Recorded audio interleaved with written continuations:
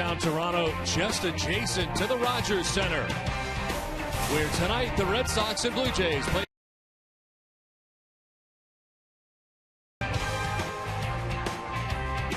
Hi again, everybody. I'm Don Orsillo, and welcome to Red Sox baseball. Well, tonight, John Lester trying to right the ship as he tries to grab his 15th win of the year. He is 9-4 in his career against these Toronto Blue Jays, and he's our flamethrower, brought to you by Cholula Hot Sauce. The hot sauce with the iconic wooden cap. Tonight will be the 5th start of the season for Lester against Toronto. He is 2-0 so far against the Jays with an ERA of 2.70. Lester has recorded 23 strikeouts and 23 in the third innings pitched, all while holding Toronto to a 183 opponent average. The flamethrower is brought to you by Cholula Hot Sauce, the hot sauce with the iconic wooden cap. We welcome in Jerry Remy and Jerry. The Red Sox now without Bedard, without Beckett for now. A much different looking starting rotation. It's hard to believe, Don, when you think back to 2004 and the Red Sox went the whole season without a starter, missing a start that season. Of course, the Red Lines. Welcome back to the Rogers Center in Toronto. Game 2 of this 4-game series. Red Sox looking to bounce back after being defeated in walk-off style here yesterday by the Toronto Blue Jays in Game 1 of the series. So get ready for Game 2. Let's send it down to Heidi Watney. Well, Don, Josh Beckett is back in Boston having his ankle examined right now. He said that he kind of stumbled in the bullpen when he was warming up for the game yesterday. He didn't think anything of it. And he said really the first time he felt any pain was on the mound in the 4th inning when he threw that pitch to Brett Lawrie.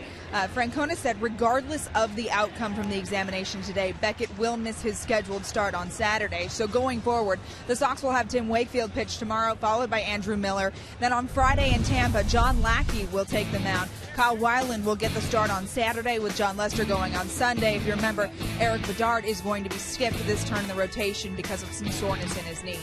Don? All right, Heidi, thanks very much. And Jerry, as we talked about in the open, certainly the Red Sox rotation, but it doesn't take much. You lose a guy here, a guy there, and all of a sudden it has a whole new look. Yeah, when you think of the rotation all season long, you've basically been out without Matsuzaka all year, Buchholz for most of the year, and now with Josh Beckett getting examined, and you don't know about the knee condition right now of Eric Bedard, it certainly jumbles things up, and it looks altogether different. You've got some inexperience in the rotation with Weiland only making 2 major league starts, Andrew Miller, of course, with 11. So it'd be a nice time right now for the Red Sox offense to get kicked in and score some runs. They'll try to do that here tonight against Luis Perez, who takes the field, as do the Toronto Blue Jays tonight. As they do, let's check out the Red Sox starting lineup. It's brought to you by New England Chevy dealers. Jacoby Ellsbury at the top of the lineup in center field, with Dustin Pedroia batting second at second base. Adrian Gonzalez at first base bats third, with Kevin Youkilis at third base back in the cleanup spot. David Ortiz bats fifth at DH. Marco Scutaro moving up in the lineup. He bats sixth at shortstop. Carl Crawford in left field. Jared Saltalamacchia does the catching. He bats eighth.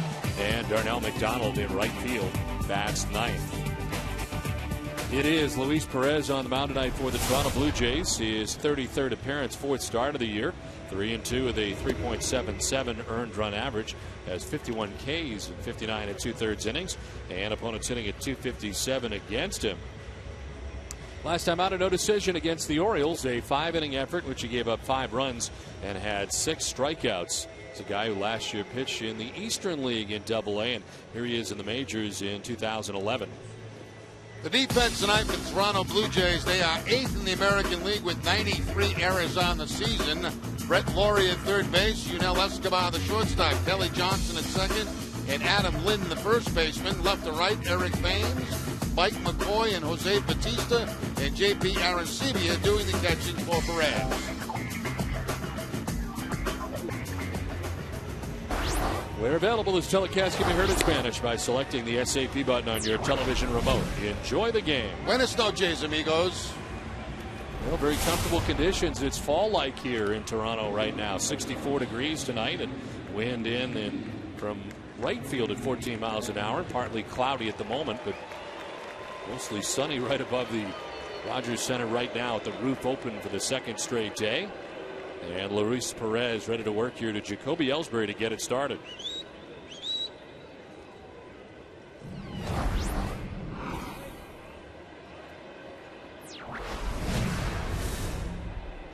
First pitch from Perez is in there for strike one, and we're underway. And Jacoby starting the night hitting at .311, 24 home runs, 85 runs batted in. He was 1 for 5 with a double here yesterday in the first game of the series.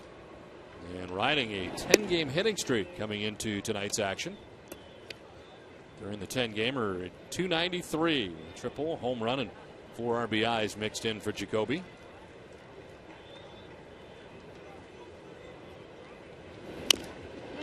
On the ground, foul down the first baseline. It's 1-2. Perez, this is making his first start against the Red Sox. He has made 6 relief appearances against Boston. In those relief appearances, 8 1/3 innings total, 11 hits and 7 earned runs given up to Boston.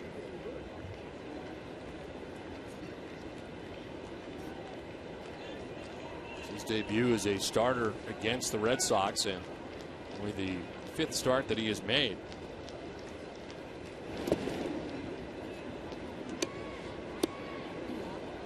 He's a guy that usually went multiple innings in the past for John Farrell. This year did make 8 starts for AAA Las Vegas of the Pacific Coast League. Was 2-2 with 4.60 ERA in those starts. He's been called up to Toronto 3 different times this season. Most recently August the 5th. Pitches inside, and Ellsbury barely got a piece of the bat, almost got a piece of him. He's thrown a couple of different pitches. The fastball at about 95 and also a very hard slider. This is the fastball inside to Jacoby Ellsbury and just gets the piece of the bat on it to foul it off. Major League hitters have hit at 257 against Perez in 2011. But lefty's been held at 213. This lefty has got a base hit down the left field line, maybe 2. Thames over to play it as Ellsbury hits for second base, and it is 2. A double to get it started here in the top half of the first inning. Now Jacoby now with an 11-game hitting streak as he takes the fastball from Perez, the fastball away, and shoots it to left field. And with Jacoby's speed, no problem getting into second base with the leadoff double. So he extends the hitting streak now to 11 games, hitting at .310 during the 11-gamer. He is safe at second, safe and secure. New York life. So Ellsbury at second base, and nobody out in the first as Pedroia shows bunt, pulls back, and takes a pitch outside. Dustin at 304 with 18 homers, 77 runs batted in.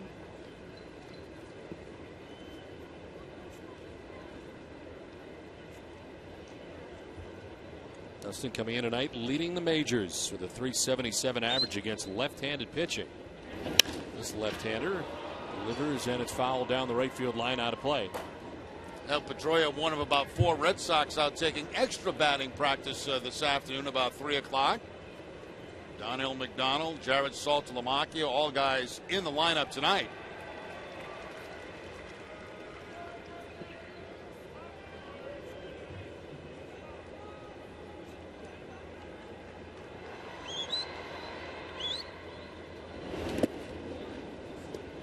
Dave Magadan's offense with a .279 average, leading the American League and leading the majors in batting average. Red Sox having a great season offensively.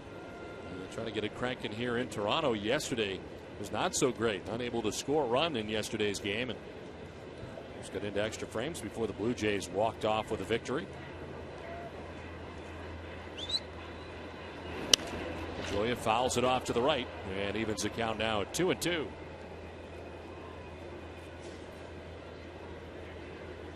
Red Sox second in runs in the American League. Yankees are first. There's Aaron Seavey out to talk to Perez. Toronto Blue Jays are 5th in the American League in runs scored. Their offense has been decent all season long. Their pitching has been questionable.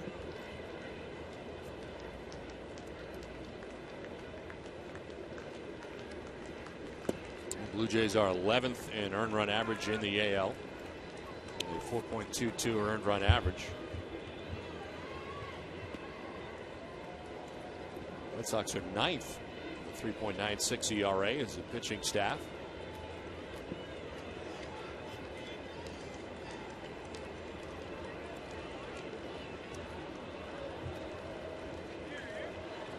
Chris backs off as Pedroia backs out. Kobe Ellsbury with a double to begin the first inning.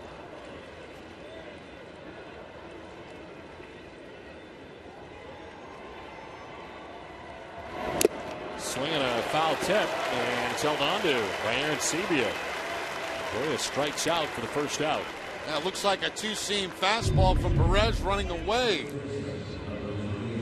from Dustin Pedroia. The foul tip and held on to by Aaron Sebia, getting the ball before it hits the dirt.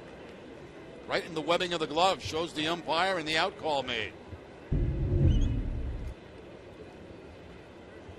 So one down, runner at second for Adrian Gonzalez. 339, 23 home runs, 103 runs batted in.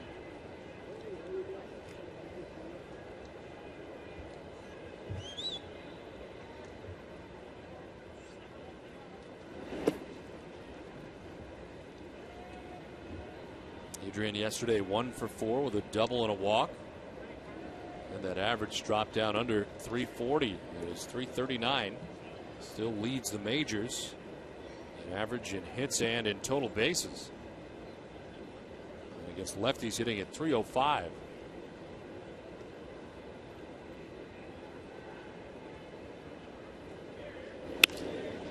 In the air to shallow left. Escobar out. Thames coming in, and it's going to fall.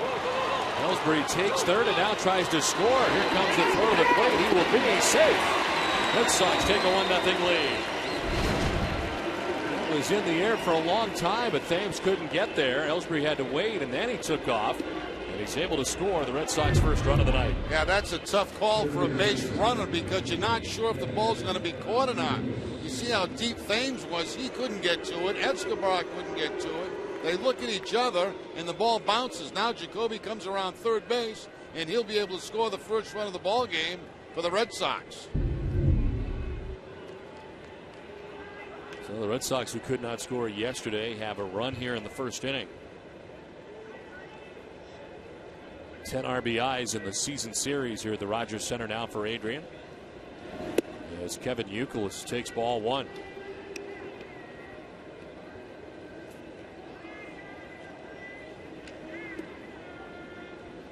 So a double for Ellsbury. Pedroia struck out. A double for Gonzalez.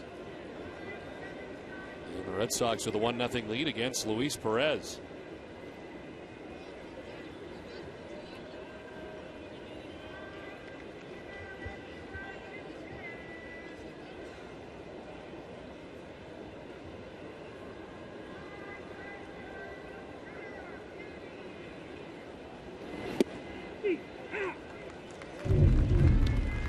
Man on deck, you have a job to do, and that's to tell the base runner if he has to slide or stand up. And here's Youkilis telling him to slide away from the tag. And that's exactly what Jacoby Ellsbury does. So Youkilis does his job as an on-deck hitter.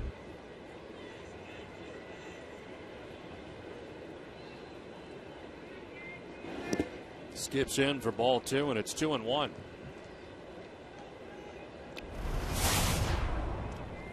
Kevin Youkilis yesterday hitting in the 5 spot for the Red Sox, sliding back to his normal cleanup spot today. He was 0 for 4 in the ball game here yesterday, and 2 for his last 16 since coming back off the DL. It's in there for strike 2 again on the inside corner. Youkilis didn't like strike 1, doesn't like strike 2. Take a look on the Amica pitch zone, and that ball just a little bit inside.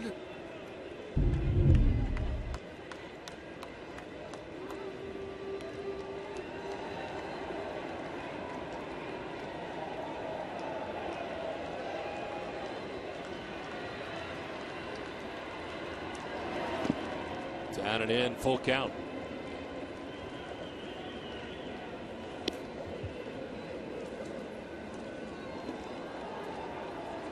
David Ortiz waits on deck. Red Sox batting in the first inning, already on top 1-0.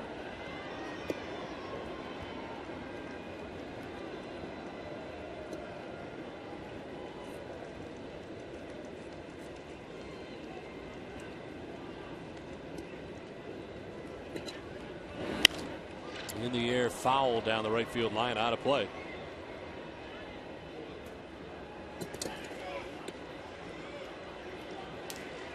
Sox starting the night 2.5 games back of the Yankees.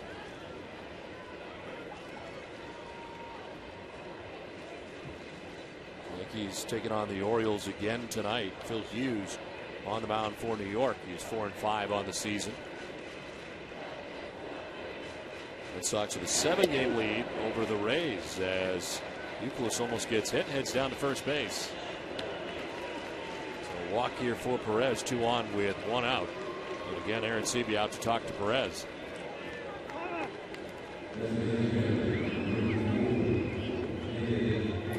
Two on and 1 away for David Ortiz.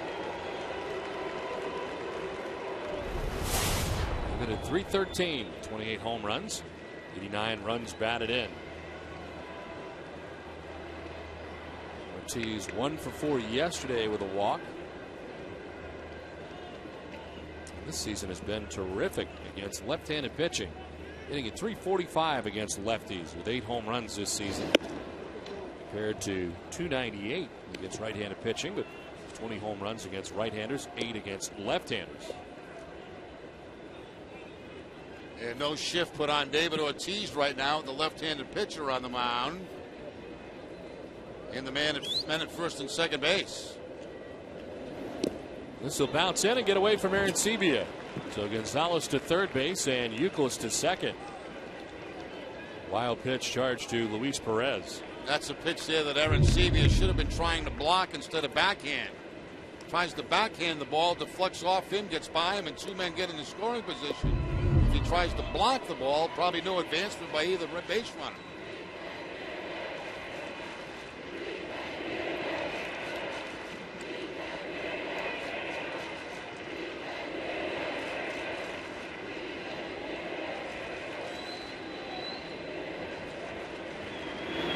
Two 0 pitches in there for a strike, and it's 2-1.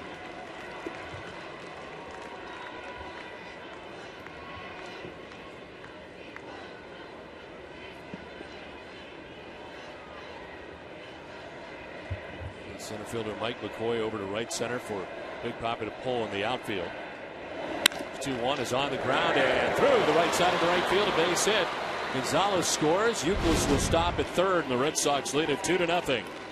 David Ortiz picks up his 90th RBI of the season, and the Red Sox off to a good start in the first inning tonight. As I mentioned, no shift put on David Ortiz, and it pays off this time. Fastball inside. He pulls it by the dive of Kelly Johnson, the second baseman, and the Red Sox pick up another run. Euclid has to be held at third base by Tim Bogar.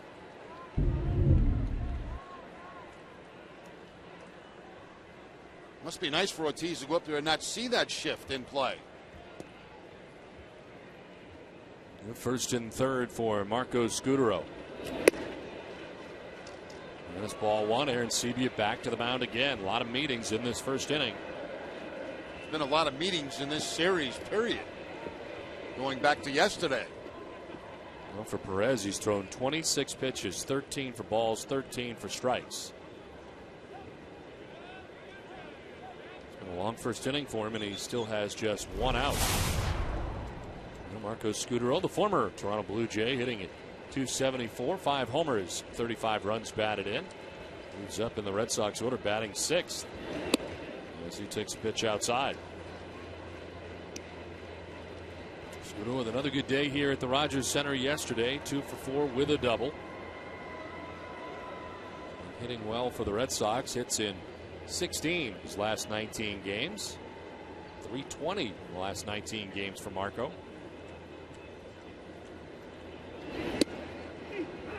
In there for strike 1.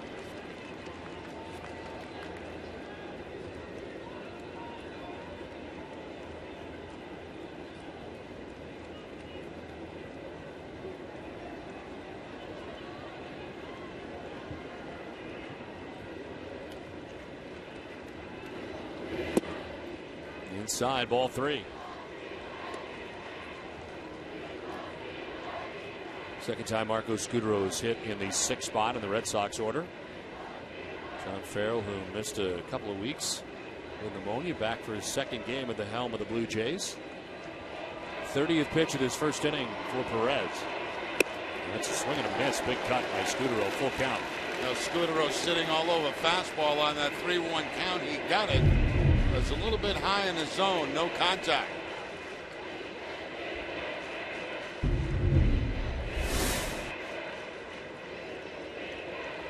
Already third full count for Luis Perez. All here in the first inning. 3-2 is hit through the left side, a base hit.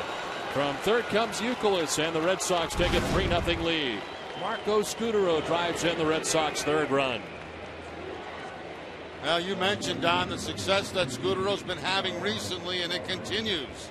A 6-game hitting streak now for Scudero. Picks up his 36th RBI of the season. Good long at bat. And the Red Sox are offensively a little different than what happened yesterday in that ball game.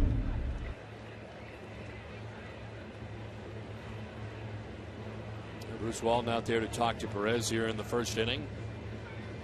And Perez not out of it yet. Still just one out. First and second. 3 runs in, and Carl Crawford will be coming up.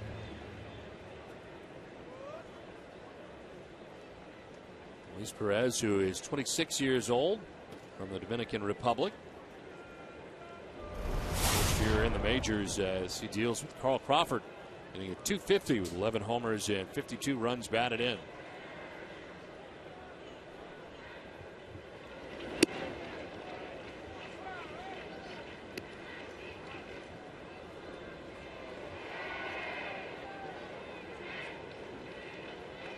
Six straight first pitch balls thrown by Luis Perez.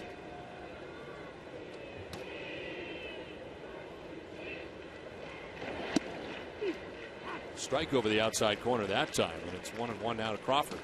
Yeah, Perez has to go to the breaking ball and get it over the plate for a strike. Having difficulty controlling his fastball here in the first inning.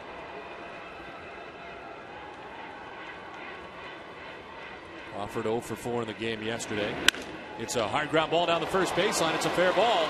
Down the right field line, around from second comes David Ortiz.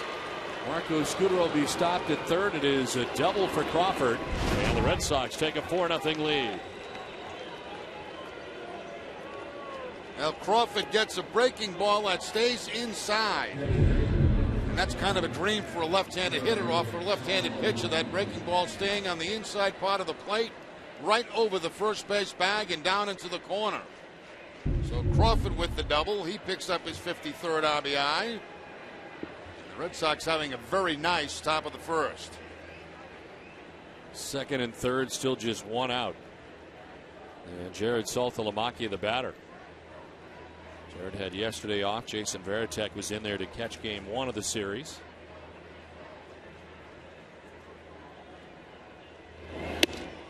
Infield in all the way around, and there's already action now in the Jays pen. Well, Carino starts to warm up. Recently making his major league debut. He got called up from AA New Hampshire. He's a member of the Fisher Cats this year. September call-up and warming in the pen. Here's an 0-1. Saltalamacchia takes ball 1.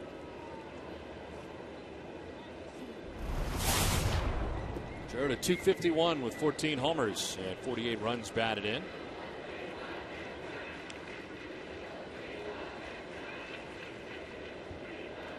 Red Sox yesterday were 0 for 8 with runners in scoring position. They're already 4 for 5 in this game.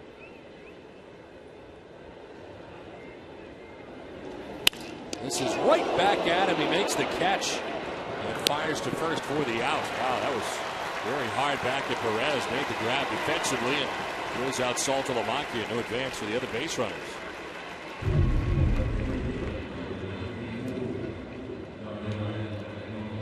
That ball knocked down with his glove and landed right in front of him. I thought he had caught the ball, but I didn't see it drop. It dropped out of his glove, and that's why he threw to first base to get the out.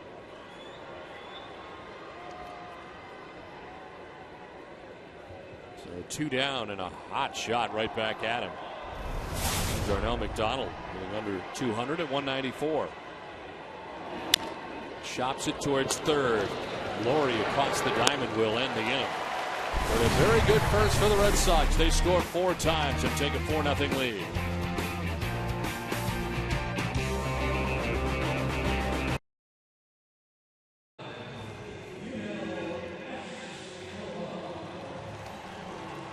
4-0 Red Sox on top of the Jays as we head to the bottom of the first inning.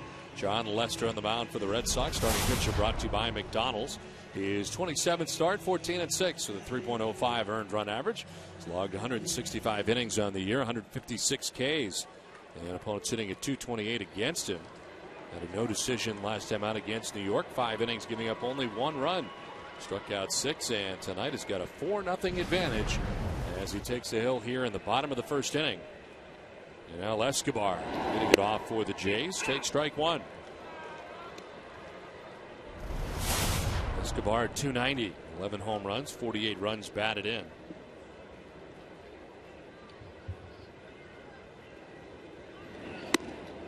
One pitch misses.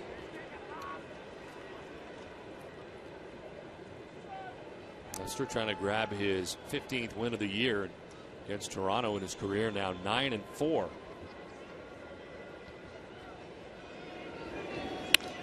This is down the line and a fair ball. Darnell McDonald over to play it, and it'll be a single as Escobar pulls it up. You know, we mentioned earlier Josh Beckett back in Boston getting checked out, and the statement is this. Josh was evaluated today at Mass General by the Red Sox medical staff, including team foot ankle specialist Dr. George Theodore. Josh experienced pain in his ankle while pitching here yesterday. His examination was consistent with an ankle sprain. An MRI was performed that confirmed no other injury to his ankle tendons or Achilles tendon. And they will reevaluate his symptoms and availability later this week. So certainly, I guess, good news, but more of the same. They thought he sprained it, and he did sprain it. And obviously will not be pitching over the weekend for the Red Sox. More to follow. But again, the MRI was performed and confirmed the injury to be a sprain. No problem with the tendons or Achilles tendon. Well, I think at times we've all experienced a sprained ankle, and sometimes they can hang on for a while. So we'll have to see how quickly Josh is able to bounce back from that sprained ankle. And the biggest part of it, Jerry, is that it is his push-off ankle, especially the pitcher. The way he pitches. The 0-1 pitch is popped up, and in foul ground, Youkilis will put it away. Let's check out the Toronto Blue Jays starting 9 with 1 out here in the first inning. Yanel Escobar is the shortstop. Eric Thames in left. He just popped out. Jose Bautista is the right fielder. Adam Lind at first. Edwin Encarnacion is the DH. Kelly Johnson at second base. Brett Laurie is at third base. Yesterday's walk-off home run. Aaron Sevilla does the catching. Mike McCoy is in center field.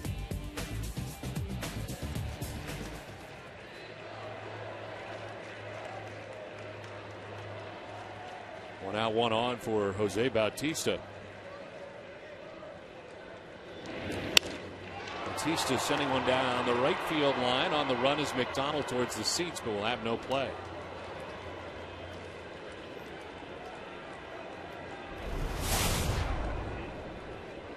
.306, 40 home runs after 54 last year. 92 runs batted in.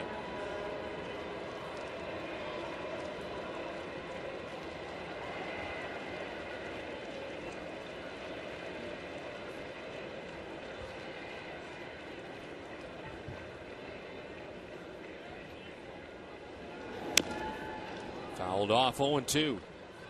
Bautista leading the majors in home runs with 40, walks with 110. Leads an on-base percentage at .444, slugging percentage at .632.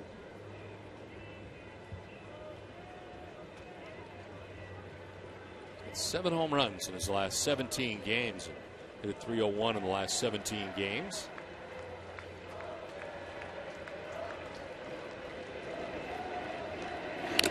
.2 is fouled off. Saltalamacchia hangs at 0-2. Bautista, a .222 hitter against John Lester, but he does have 3 home runs in his career off Lester. Lester ahead in the count here. No balls and 2 strikes.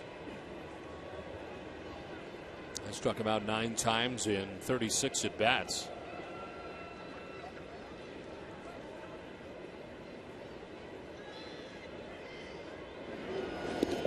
This one kicks off Saltalamacchia. No advance for Escobar at first base. Bautista was 0 for 4 in yesterday's game.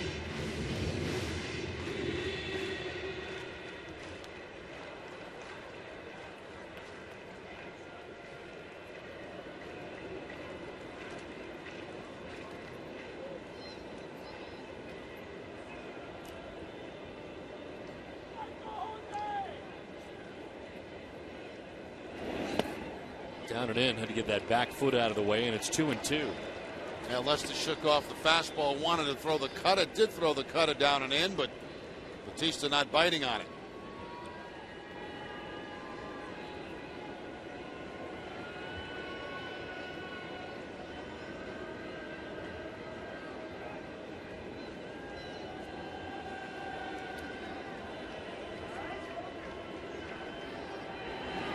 Swing and a miss. Lester gets his first strikeout of the night. 2 down. Ellie did bite on that one. A cut fastball down and in by John Lester. This time Batista does chase it. And Lester picks up his first strikeout of the night. The Red Sox defense is brought to you by Jordan's Furniture. They're third in the American League. It'll be Euclid, Scudero, Pedroia, and Gonzalez in the infield. Crawford, Ellsbury, and McDonald in the outfield. And Saltalamacchia doing the catching for John Lester. Escobar had a leadoff single, still at first base with 2 down as Adam Lind stands in.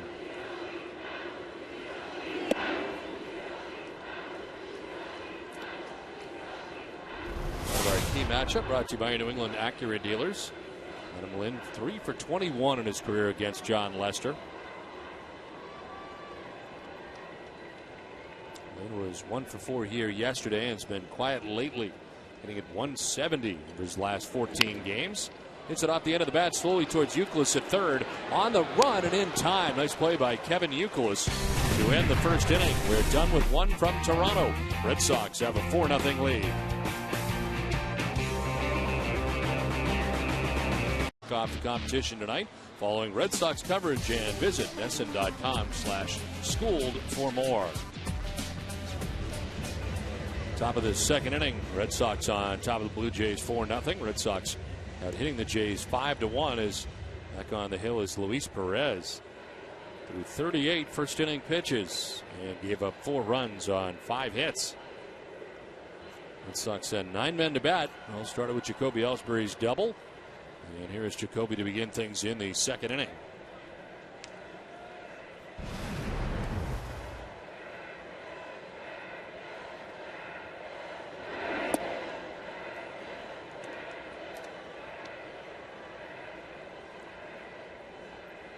Luis Perez coming into this outing 3-2.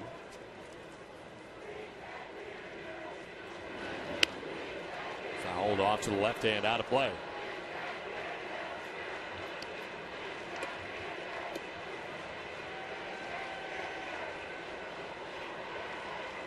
Last year pitching at 2 levels. Started at Double-A New Hampshire and then finished the season at Triple-A Las Vegas. Inside almost hits Ellsbury. Made his major league debut on April 16th at Fenway Park against the Red Sox. He in relief, went an inning and a third. And ironically got Jacoby Ellsbury to ground out with men at second and third in his debut. Here he faces Ellsbury again and falls behind him 3-1.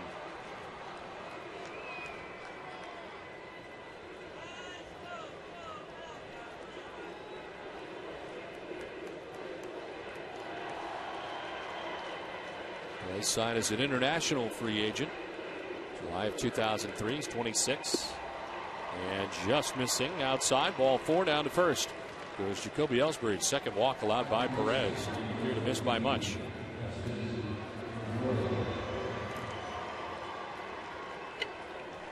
So lead runner on here in the second inning. And it brings up Dustin Pedroia.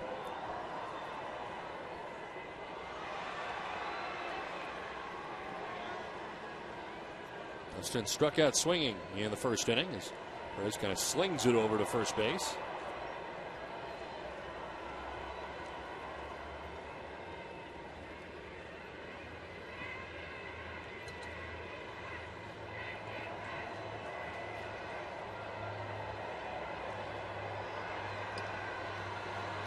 .36 steals on the season for Ellsbury. He's been caught 12 times.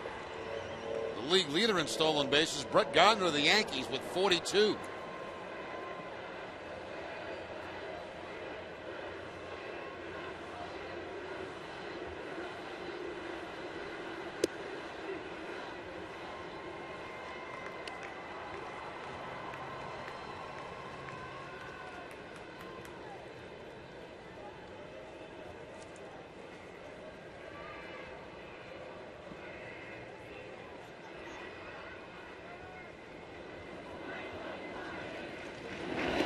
in the dirt, kicks off Aaron Seeby up the third base line, and Ellsbury will take second base. Another wild pitch uncorked by Perez. Now the Red Sox being very patient with a Perez that's all over the place here in the first couple of innings. A wild pitch here will get Ellsbury in the scoring position at second base. 23 strikes and 22 balls so far. Up to 45 pitches. Still has nobody out in the second inning.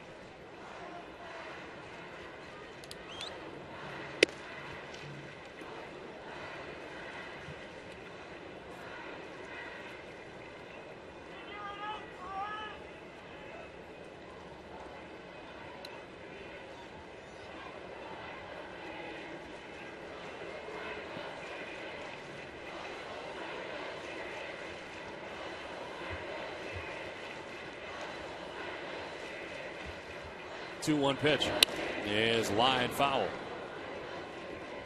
2-2 now to Pedroia. And again, Aaron Seeby out to talk to Luis Perez.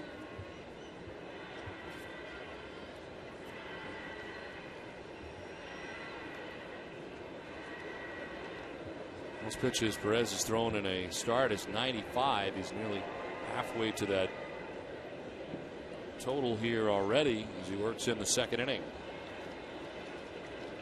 2-2. Down the line at third. Laurie gets it, throws across. Ellsbury takes off at third, and he'll get there. He waited for Laurie to make the throw, and then he took off. As Pedroia is retired, but Ellsbury now at third base. A couple of nice plays here. First of all, third baseman Laurie with a very nice play, taking extra bases away from Dustin Pedroia.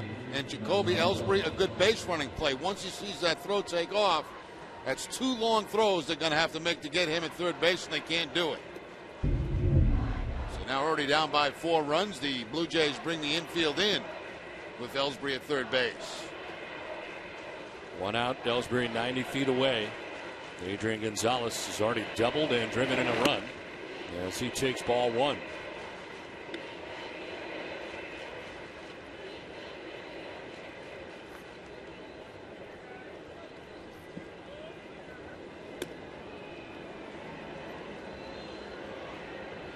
'50th pitch of the night for Luis Perez. And it is into center field, a base hit for Adrian Gonzalez. From third comes Ellsbury, and the Red Sox lead it 5-0. Adrian's second hit, second run driven in. Now we were talking in the pregame show how Gonzalez has been struggling offensively. You know, that has quickly changed in his first 2 at-bats, a double and now a single. Already 2 runs batted in the ball game to give him a total of 105 on the season.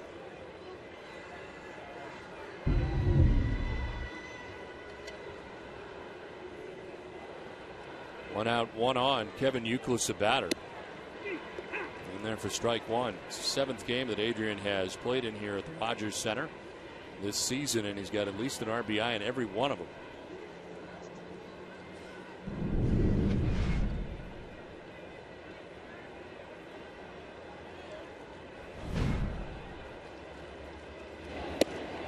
Youkilis takes a pitch inside.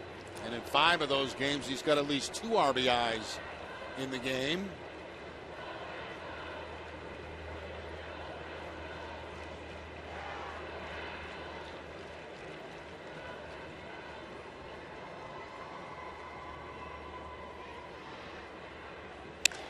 Youkilis to center field. Mike McCoy going back, still going. It's going to be over his head, and one hop the wall. From first base, Adrian Gonzalez going to try and score. Here comes the throw to the plate. Adrian will be safe. Throw to third. Youkilis gets hung up. And in between second and third, and they will tag him out. And Gonzalez scores from first, and the Red Sox take a 6-0 lead. So a double and an RBI for Youkilis and a 6-0 Sox lead here in the second. Kevin Youkilis puts the charge in this ball, gets it over the head of Mike McCoy. And good base running by Gonzalez. He read that ball was not going to be caught, so he never really stopped. They were able to wave him on. He scores, but then Youkilis gets trapped between second and third.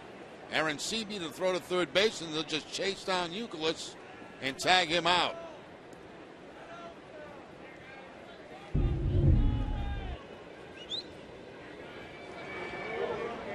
Now they go into the full shift for Ortiz this time with nobody on.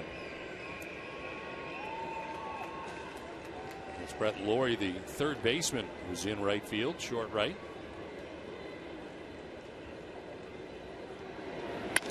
Ortiz goes to left instead. Long run for Thames towards the line. He'll get there to make the running catch. So the Red Sox lead it 6-0 after an inning and a half from Toronto.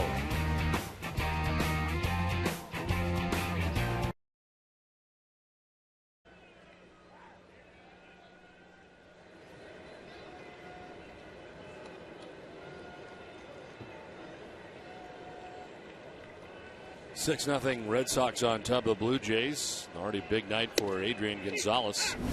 There's a pitch in there for strike one to Edwin Encarnacion. John Lester gave up a leadoff single to Yunel Escobar in the first inning, but then got the next three Blue Jays in the inning. Lester tonight coming in with a record of 14-6. Posted to a 4-0 advantage even before he took the hill tonight. Gets two more in the second inning and leads it 6-0.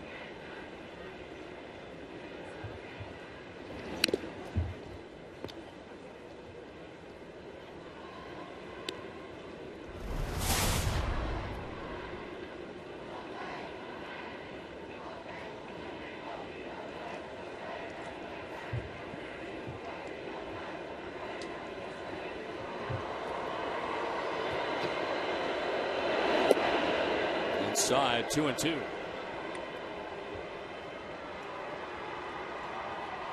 Encarnacion 1 for 5 in yesterday's game. Struck out twice. He's had a great second half in 49 games since the break. Hitting at 306. Lester thought he may have had strike three there, but it misses inside. Lester going to the cut fastball inside. He thought he had the inside corner with this pitch and didn't miss it by very much.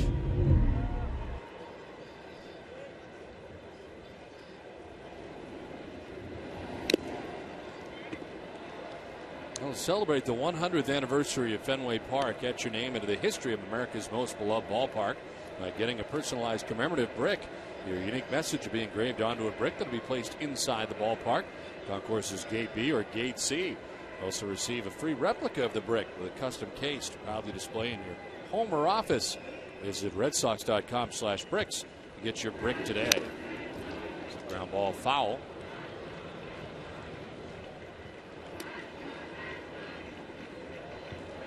Eighth pitch of the at-bat coming up for Encarnacion.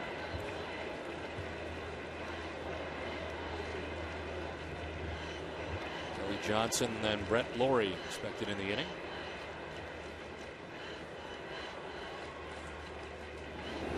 Swing and a miss. Lester strikes out Encarnacion. Second K for Lester. Let's send it down to Heidi. Don Clay Buchholz took another step forward today. He backed up to play long toss from 90 feet, 50 throws. He will repeat that again tomorrow and hopefully be able to take another step forward from there. He reiterated he does think he'll be ready to pitch in the postseason. Well, it just depends on how my body reacts, man. I feel strong. I've been running and shoulder program and everything, so I think it's just going to be pitching, being in pitching shape and being in shape is two different things. So you got to get back to that point. The only way I can do that is get off the mound and throw. So it's going to take a little bit of time for that. But like I said, if that goes well, then I think everything will be fine. Buchholz said he should be able to back up to about 120 feet in Tampa, and after that he's going to begin to go through his pitching motion on flat ground. Then he takes that to the mound. He said there's no timetable for all of that to happen, but he stressed that he has been pain-free so far, and he expects to be able to keep progressing. Don? All right, Heidi, thank you very much. John Lester here has struck out Encarnacion. It's a count of 2-1 to Kelly Johnson.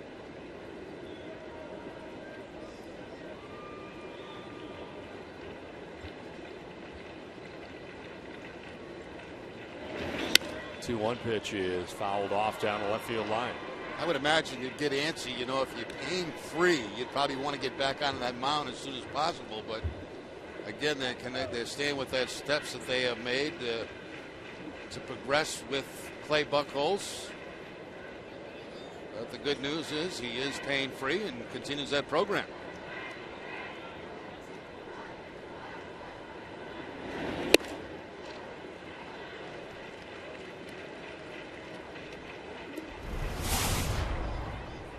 Kelly Johnson checking in at 289, 2 home runs and 4 runs batted in.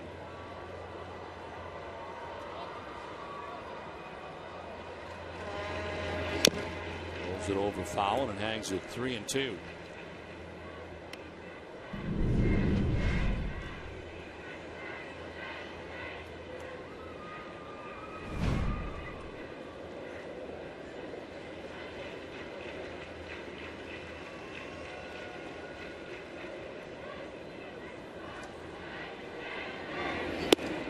In there for strike 3. Johnson knew it, takes with him the 3rd strikeout for John Lester on the night. 2 down.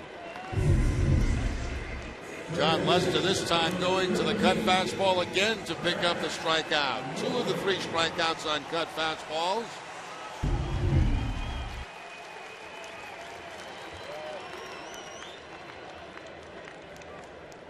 So 2 down here in the 2nd inning for Brett Lawrie. The walk-off home run here yesterday. His 8th home run of the year. 318 average, 21 runs batted in.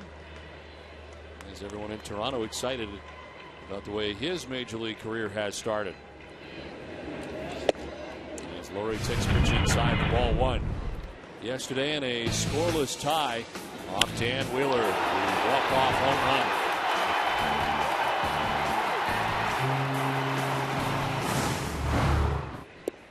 1-0 is low. 2-0.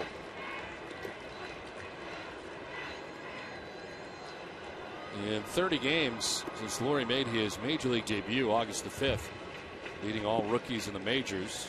Got 4 triples, 8 home runs, hitting at .682 slugging percentage wise. 6 home runs in August.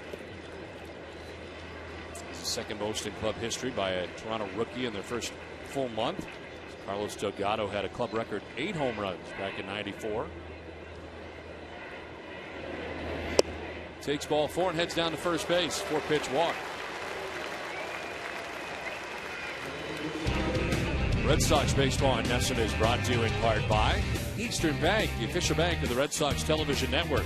Commitment, compassion, and love of the game. Find out what we're made of at easternbank.com. So 2 down. Lawrie now at first base. Second base runner of the night for the Jays. And it brings up J.P. Arancibia. 218, 20 homers, 66 runs batted in for Arancibia. 5 straight balls now thrown by Lester.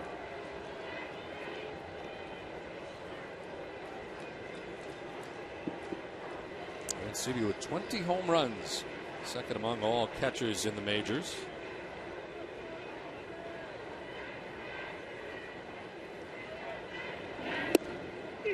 There's a strike, 1-1.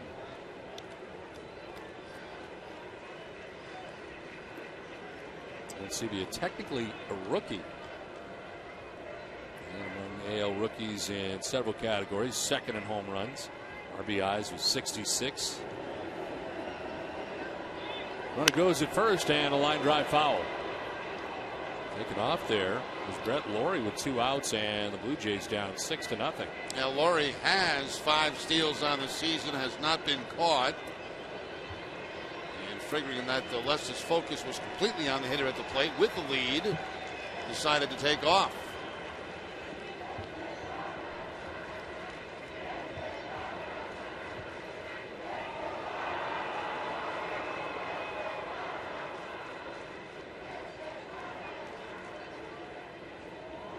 Goes again, swing and a miss. The throw down is going to go into center field.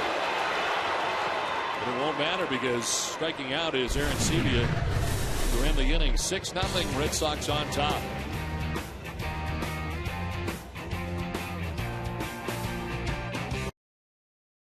Summer Hotspot. Visit foxwoods.com for details. Pretty sunset here in downtown Toronto as we head to the top half of the 3rd inning. 6-0. Red Sox on top of the Blue Jays, out hitting the Jays 7-1. Luis Perez returning to the mound here. 53 pitches through the first 2 innings. The Blue Jays started, but more than that, he gives up 4 runs in the first, 2 in the second. There is Marco Scutaro, followed by Carl Crawford and Jared Saltalamacchia here in the third inning. Scudero had an RBI single in the first inning.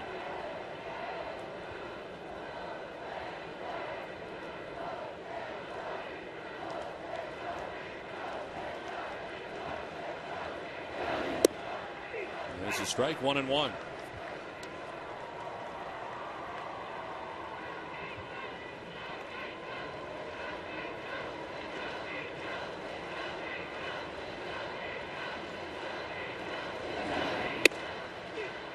Another strike, 1-2.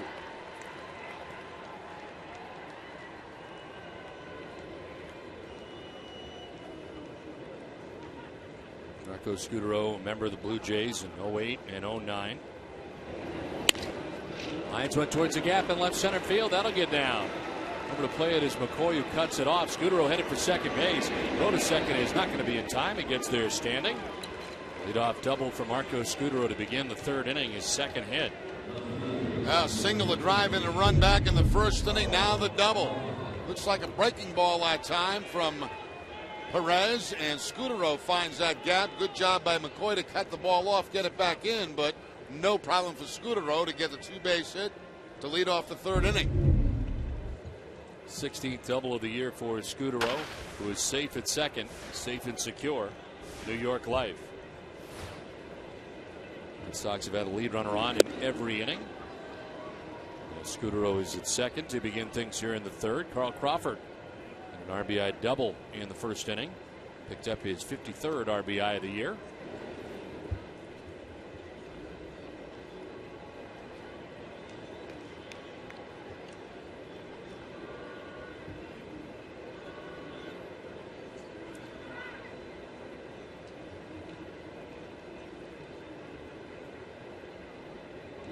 The 60th pitch for Perez misses, and it's 2-0.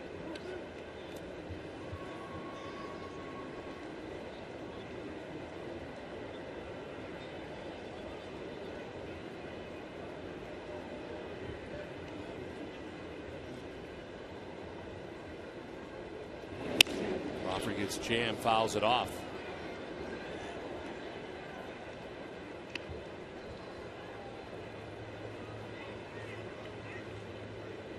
Covidien, a global healthcare products company, is a proud sponsor of the Red Sox Foundation, helping to address health needs in our communities. Third, second, nobody out. 2-1 to Crawford. Fouled off, and it's 2-2.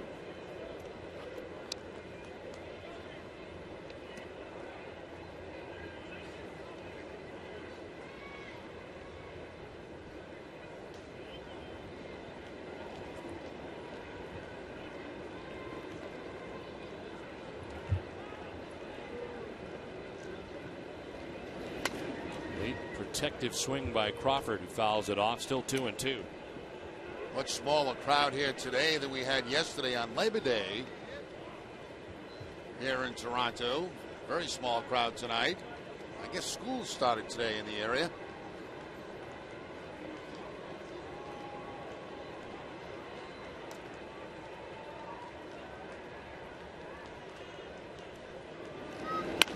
On the ground down the first baseline. Lind has got it. He'll take it to the bag and beat Crawford there. The first out of the inning. Scudero takes third. Let's check back in with Heidi.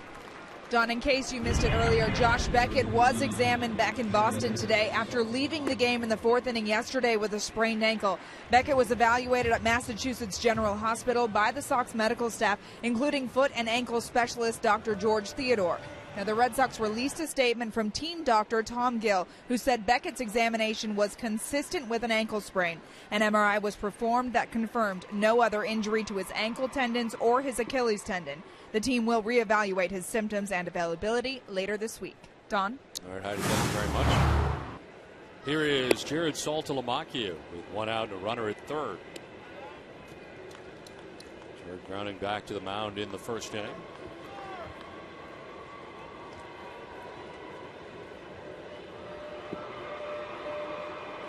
Infield in here for the Jays with Scudero 90 feet away.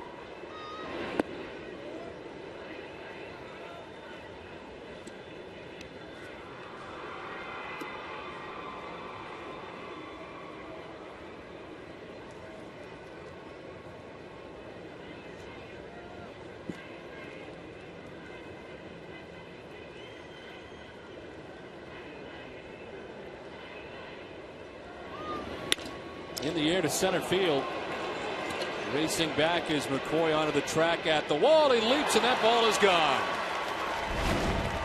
Jared Saltalamacchia hits his 15th home run of the year straight away to center field. And the Red Sox take an 8-0 lead here in the third inning. Oh, what a difference a day makes. Red Sox jumping all over Perez here in the first 3 innings.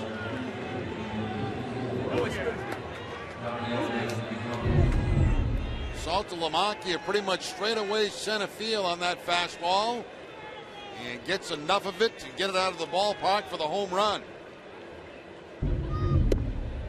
9 RBIs in 9 games for Saltalamacchia against the Jays this season. Hess and Hess Express are proud sponsors of the Red Sox and the Red Sox on Nesson. During the 2011 Red Sox season, Hess and Hess Express donate $500 to the pediatric trauma program at Children's Hospital Boston for every Red Sox home run. Hess and Hess Express committed to helping the cause.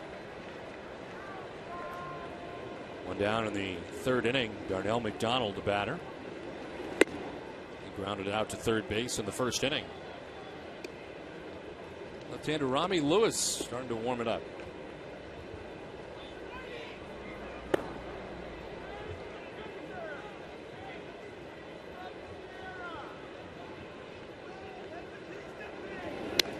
Two fouled off.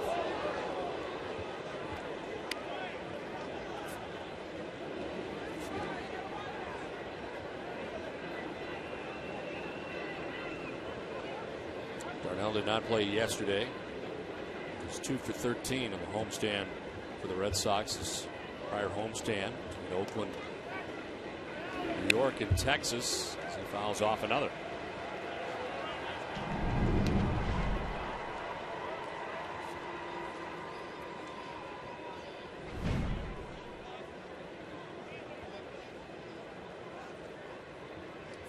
In the first, 2 in the second, 2 so far in the third.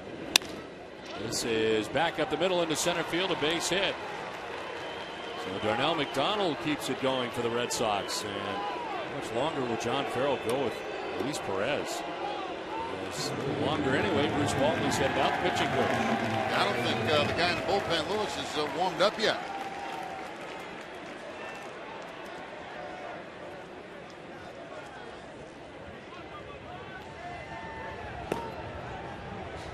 This third inning with 1 out, 8 of the 9 starters. The Red Sox have at least 1 hit, and you got Gonzalez has got 2, Scudero's got 2. And a home run more recently for Jared Saltalamacchia, his 15th home run of the year.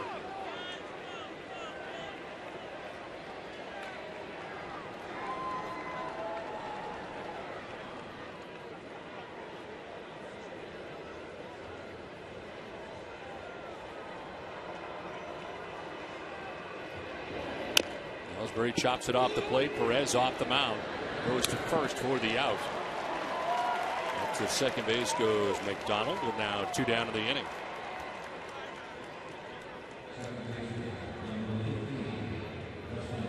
Pitching line brought to you by Boston area Lexus dealers. Luis Perez, 2 2/3, 10 hits, 8 runs. He's walked 2, struck out a batter. And his next pitch will be his 75th of his outing.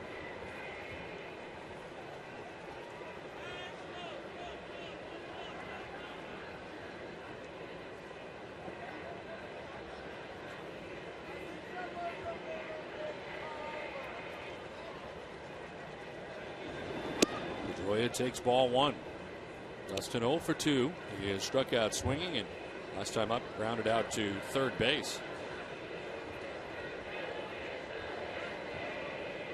Royals and Yankees in a rain delay tonight in New York, while Texas has a 5-0 lead over the Rays tonight in the top of the 4th inning at the Trop. Hard hit ball to third. It eats up Laurie and kicks out to short. Pedroia will reach. Ball exploded on Brett Laurie. And they charge him with an error. That's a tough error because that ball was really hit hard by Dustin Pedroia. You can see right here the top spin, and Laurie got himself in kind of a funny position to try to make that play, backhanded.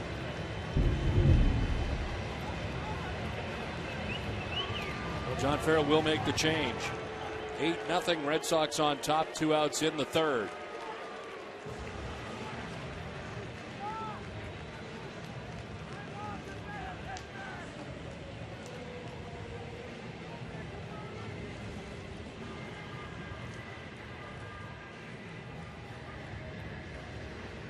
Bullpen brought to you by New England Ford dealers. Rami Lewis into the game for the Blue Jays. He was called up after 42 games at AAA this year on the 16th of August. 6th Major League appearance of the year, no record, 4.91 earned run average. Into the game here with 2 outs in the third inning. Runners at first and third. Adrian Gonzalez already 2 for 2 with 2 RBIs in the game, 2 runs scored.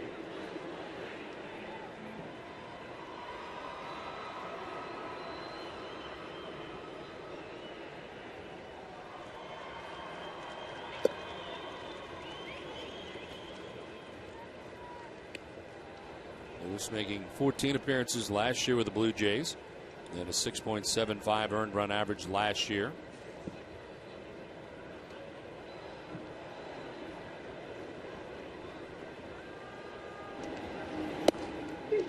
Strike on the outside corner. Adrian didn't think so. 1-2.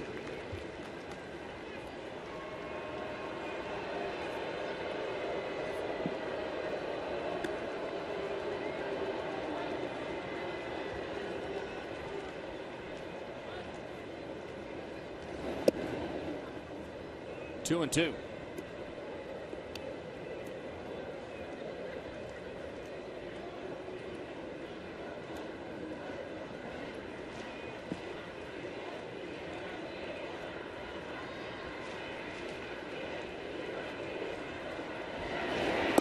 Swing and a miss, and Gonzalez down on strikes. So it wraps up the top of the third with the Red Sox on top 8-0.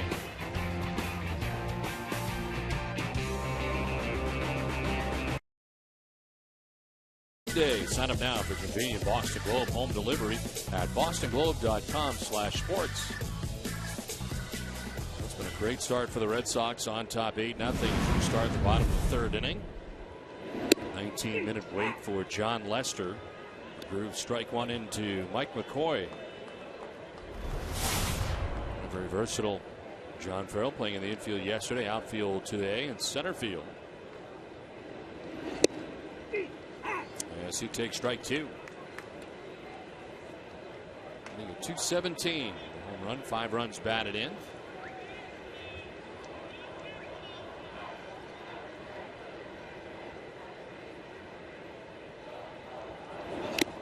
Swinging a foul tip held onto by Saltalamacchia.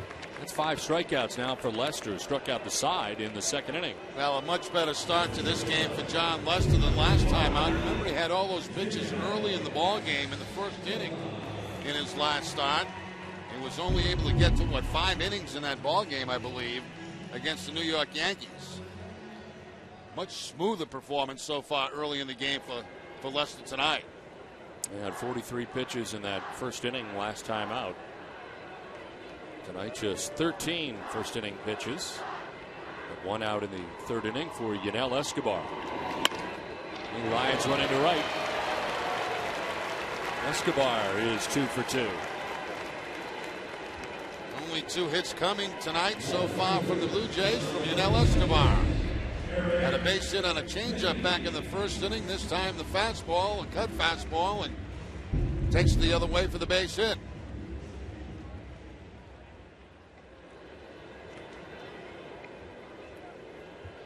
One on, 1 out, and Eric Thames, the batter. Fouled out to Kevin Youkilis, third baseman, back in the first inning.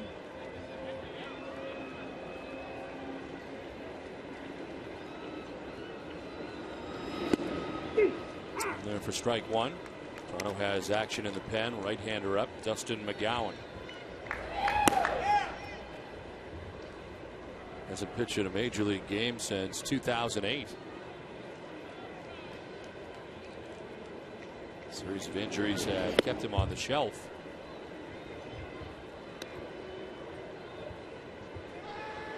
Rami Lewis coming in to get the final out of the third inning. As McGowan warms in the pen for the Jays.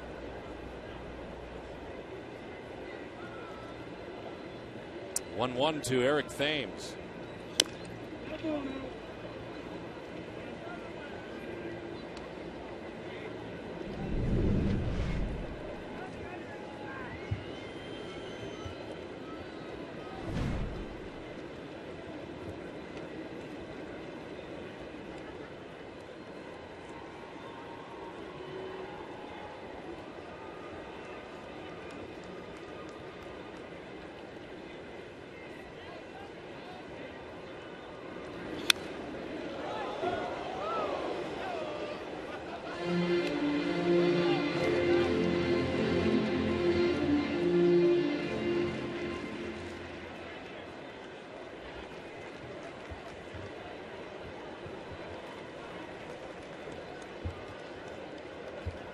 Thames, 24 years old, and from Santa Clara, California.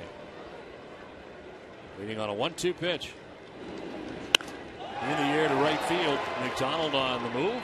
It's over and makes the catch towards the line. The second out of the third inning as Escobar goes back to first. Well, the new $2 Red Sox instant ticket from the Mass State Lottery offers players over $26 million in cash prizes. Official Red Sox gear, chances to win up to $25,000 from the field at Fenway. It's the season's first perfect game. Visit masslottery.com.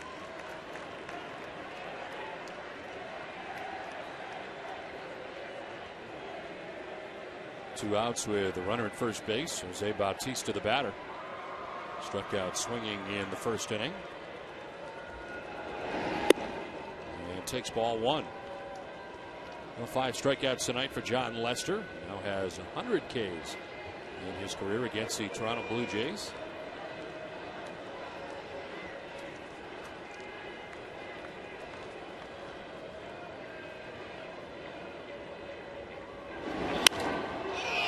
Popped up right side of the Red Sox infield. Adrian Gonzalez will stagger and make the catch. It ends the inning. 2-3 in Toronto. The Red Sox have an 8-0 lead.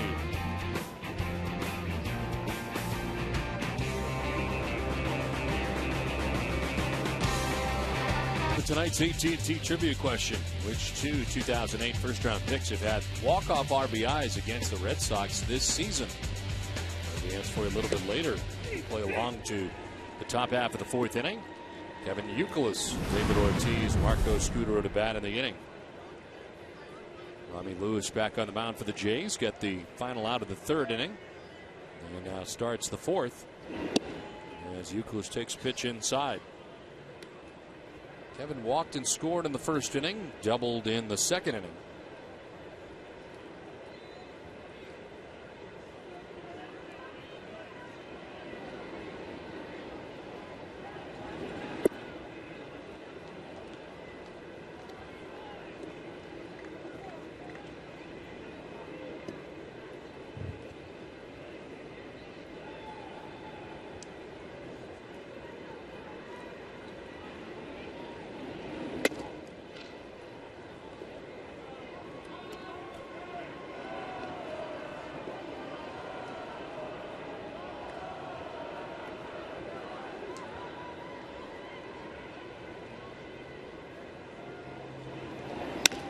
On the ground left side, diving as Laurie gets up and throws across, not picked. Well, tried to go to the backhand, but reaching at first base is Youkilis. It's a base hit for Uke. Now Youkilis picking up his 2nd base hit of the day. Had a double back in the 2nd inning to drive in a run. Walked in the 1st. That's a nice play by Laurie right there. The throw just cannot be handled at first base by Adam Lynn.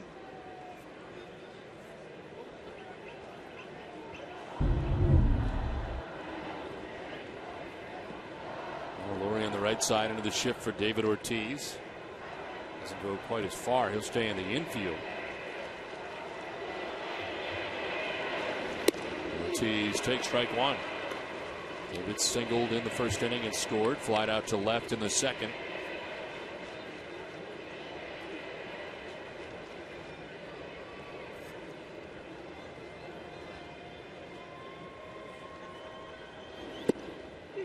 In there for strike 2. Luis Perez tonight went 2 2/3, giving up 10 hits 8 runs. He walked 2 and struck out a batter.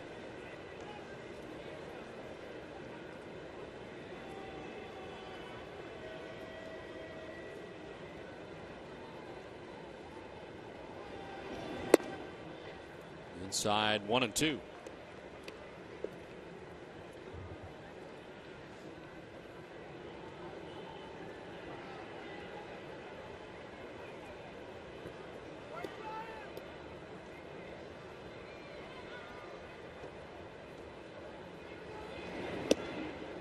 Holds off and takes ball 2.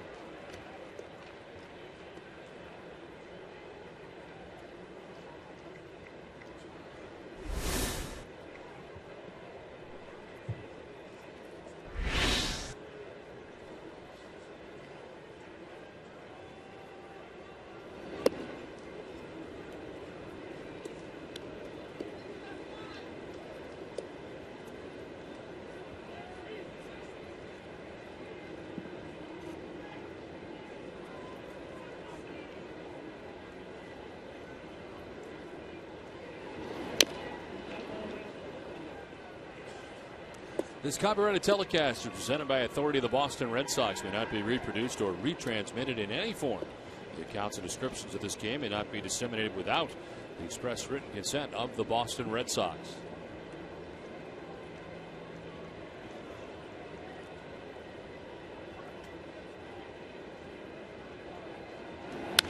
Three-two fouled off.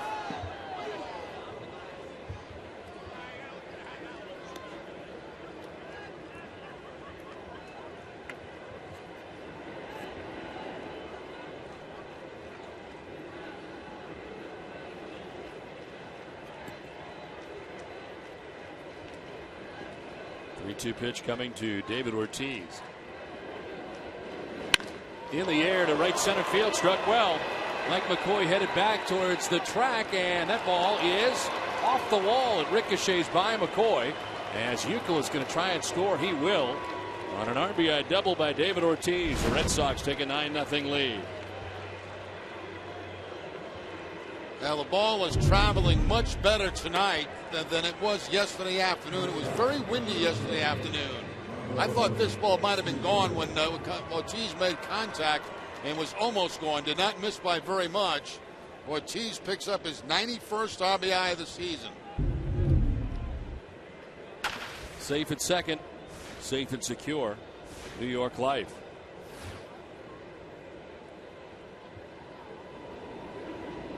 David Ortiz with his 36th double equals his total from a year ago.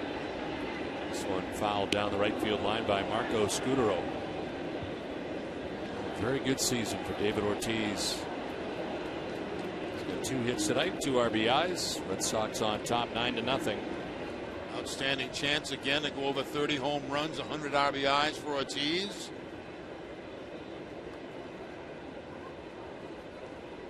Almost had number 29 there.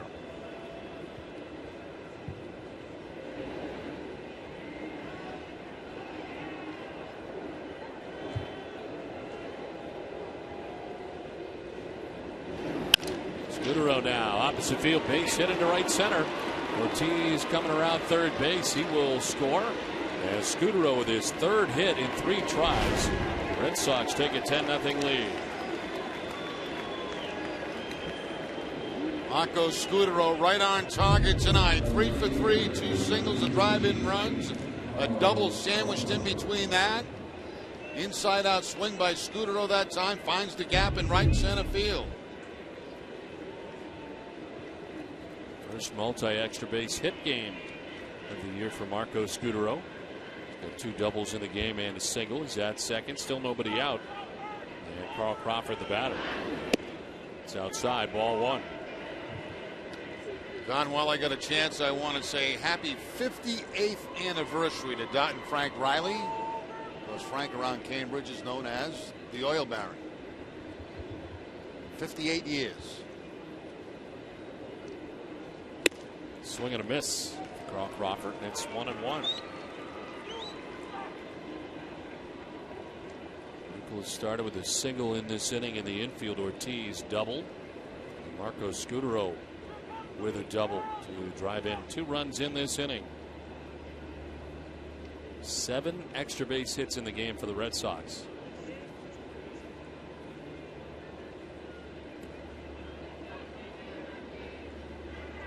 One from Rami Lewis. Fouled off the catcher Aaron Sebia. Red Sox had 7 hits in the whole game yesterday.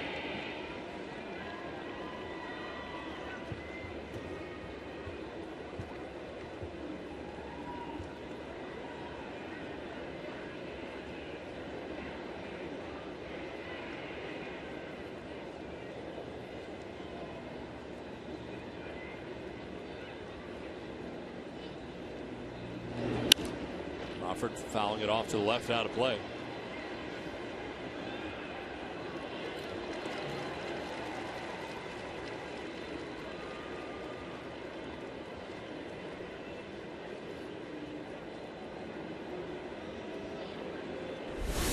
Saltalamacchia waiting on deck. Still nobody out here in the top half of the 4th inning. The Sox have scored in every inning.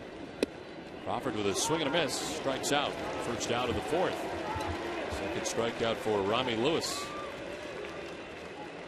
Yeah, Lewis got Gonzalez. He's got both left-handers, Gonzalez and now Crawford, to strike out. That time on a high fastball, up and in.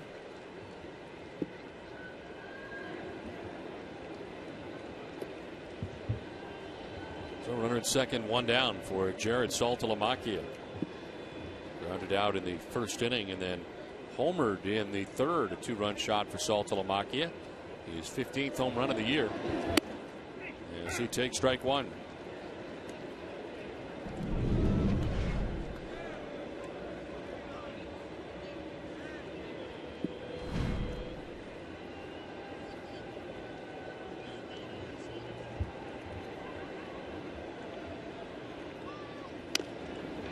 Fouled off 0-2. Ace Ticket scoreboard, and Cleveland really fading in the Central. They are 7.5 games back of the Tigers. Victor Martinez and Johnny Peralta with 2 RBIs each have Tigers on top 8-0 in Texas with C.J. Wilson on the mound tonight. Have a 6-0 advantage. Ian Kinsler and David Murphy each with home runs for the Rangers tonight against Tampa Bay. Jeff Neiman is on the mound tonight for the Rays. Here's an 0-2. It's outside, 1-2. Well, if both these scores hold up, that would cut the Red Sox magic number down by a couple, I believe, to 14.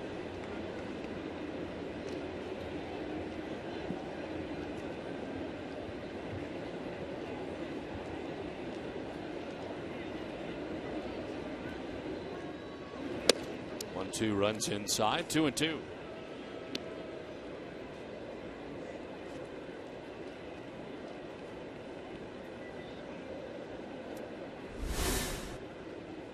Darnell McDonald waiting on deck. Red Sox getting 4 in the first, 2 in the second, 2 in the third, 2 so far in the 4th, and a foul ball off to the right.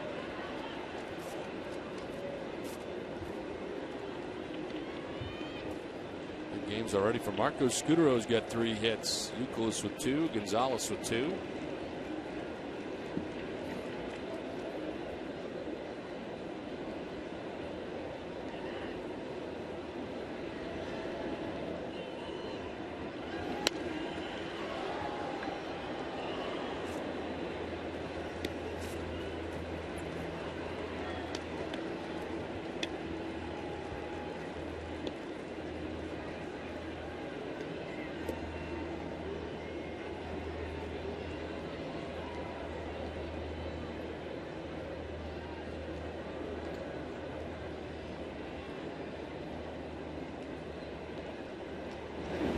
Swing and a miss on a pitch cutting in as Saltalamacchia strikes out. It's a 3rd K for Lewis, and there's 2 down in the inning.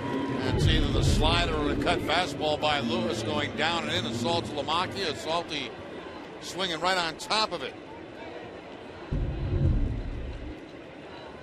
So 2 down, Scudero at second base, and Darnell McDonald the batter. Grounded out in the first inning, single in the 3rd, 1 for 2. As he takes ball 1.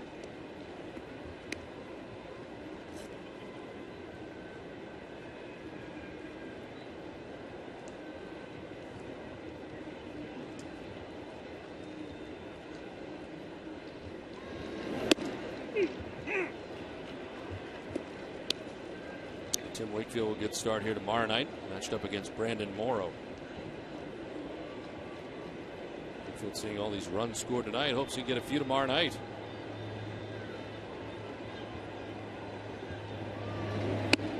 And tight for ball 2.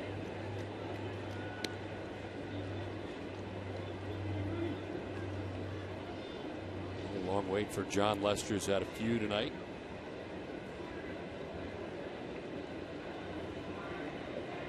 47 pitches through the first 3 innings. 2-1 is out towards right center field. And coming in is Bautista to dive but can't catch it. Around from second base, Scutaro will score. And the Red Sox take an 11-0 lead. Second hit and an RBI for Darnell McDonald. Nice effort by Bautista out there in right field. Looked like it was going to hang up long enough for him, but dives and cannot come up with it. Actually had it in the glove and it looks like it bounced right out. 7 of the 9 Red Sox have at least an RBI in this game. That includes Darnell McDonald, who has 2 hits now. It averages up over 200 now for the first time this season. Darnell's average jumping up to 205 now, and a chance to play a little bit more regularly.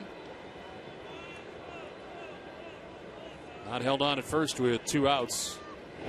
Ellsbury takes strike 1. Jacoby doubled and scored in the first, walked and scored in the second, and grounded back to the mound in the third.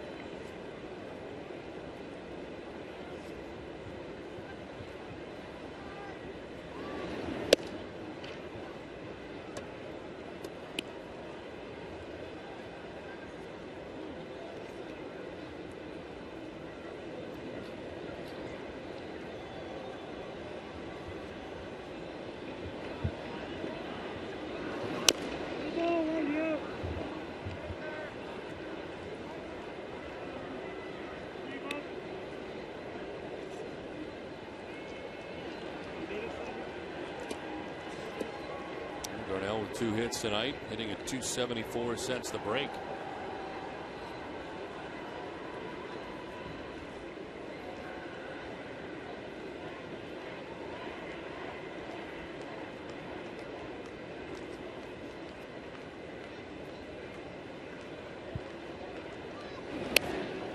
Defensive swing from Ellsbury, and it's fouled off.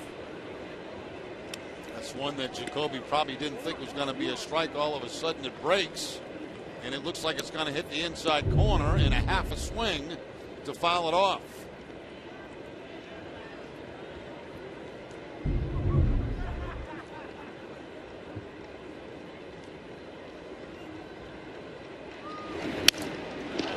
Up the middle into center field, a base hit for Ellsbury. His second hit of the night as McDonald takes second. 2 on with 2 down.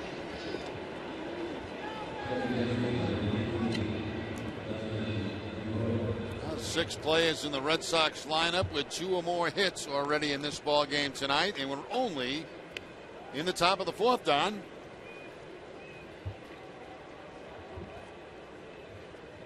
Well, Dustin does not have a hit. Remember the Red Sox not to have one. Reached on an error last time. 8th member of the Red Sox to bat here in the top half of the 4th inning. And there's strike 1.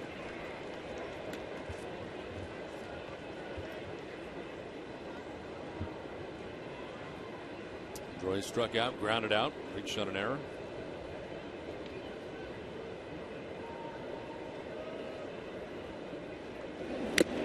Swinging a foul tip, 0-2.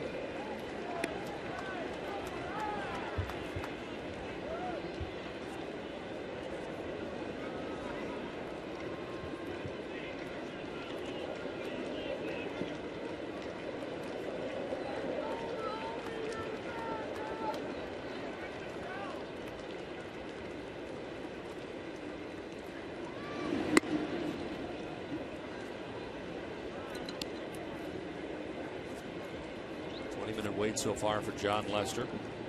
His team gets 3 more runs here in the inning.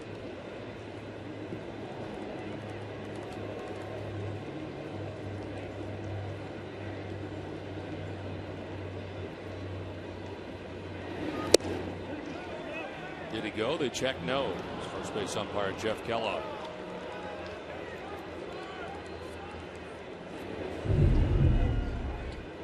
Change up down and away from Pedroia. Did not go, according to the home plate umpire.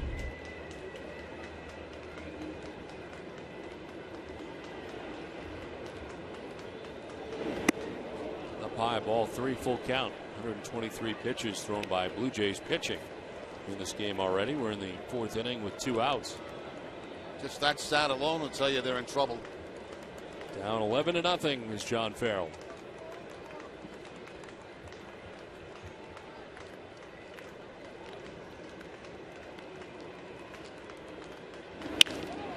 This is lined out to third base to end the inning. Laurie with a nice play at third to end it. Red Sox had 3 runs in the 4th inning, taking 11-0 lead after 3.5.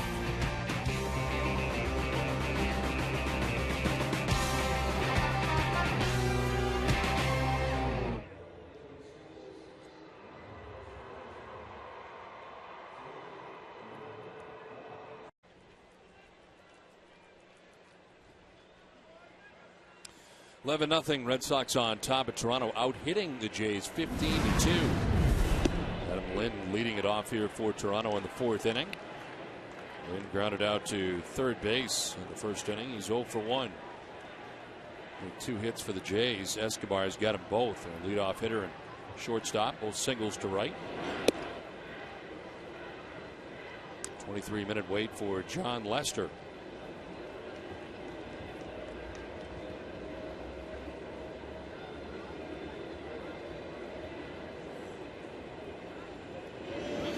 Swing and a miss on the 50th pitch of the night for Lester. It's 1-2.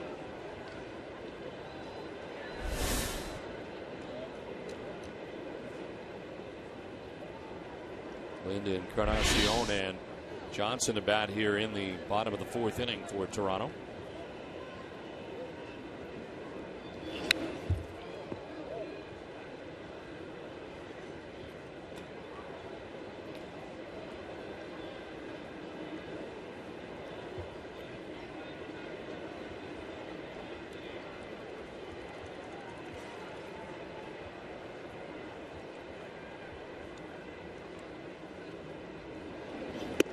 Swing and a miss, strikes out.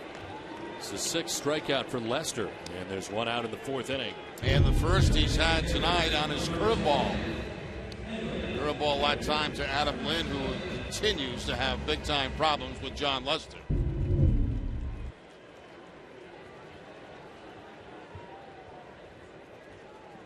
One out in the 4th inning for Edwin Encarnacion.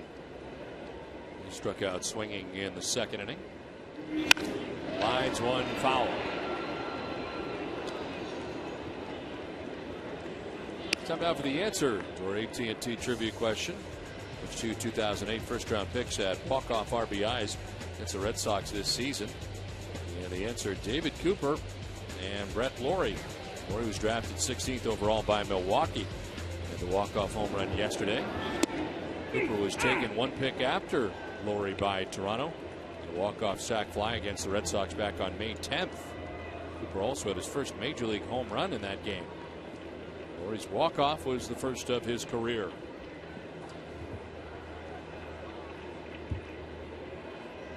One out in the 4th. Here's an 0-2 pitch. Encarnacion strikes out. So there is back-to-back strikeouts for Lester. 7 in all. Second time he's got Encarnacion.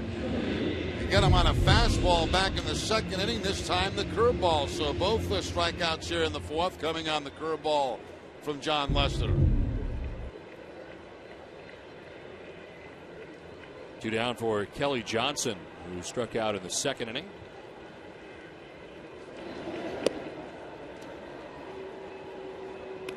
Strikeout high in the year for Lester is 11 Ks. He did that against the Angels back on May 3rd in a 7-inning effort. Dustin McGowan still warming in the pen for the Jays.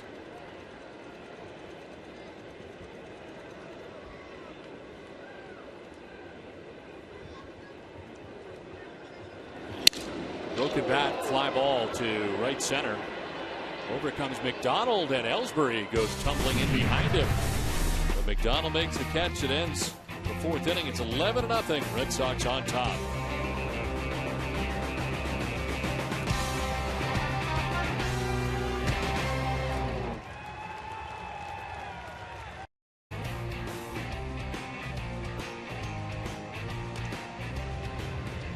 Fifth inning back at the Rogers Center in Toronto. Blue Jays on their third pitcher of the game as the Red Sox enjoy an 11-0 lead over the Jays.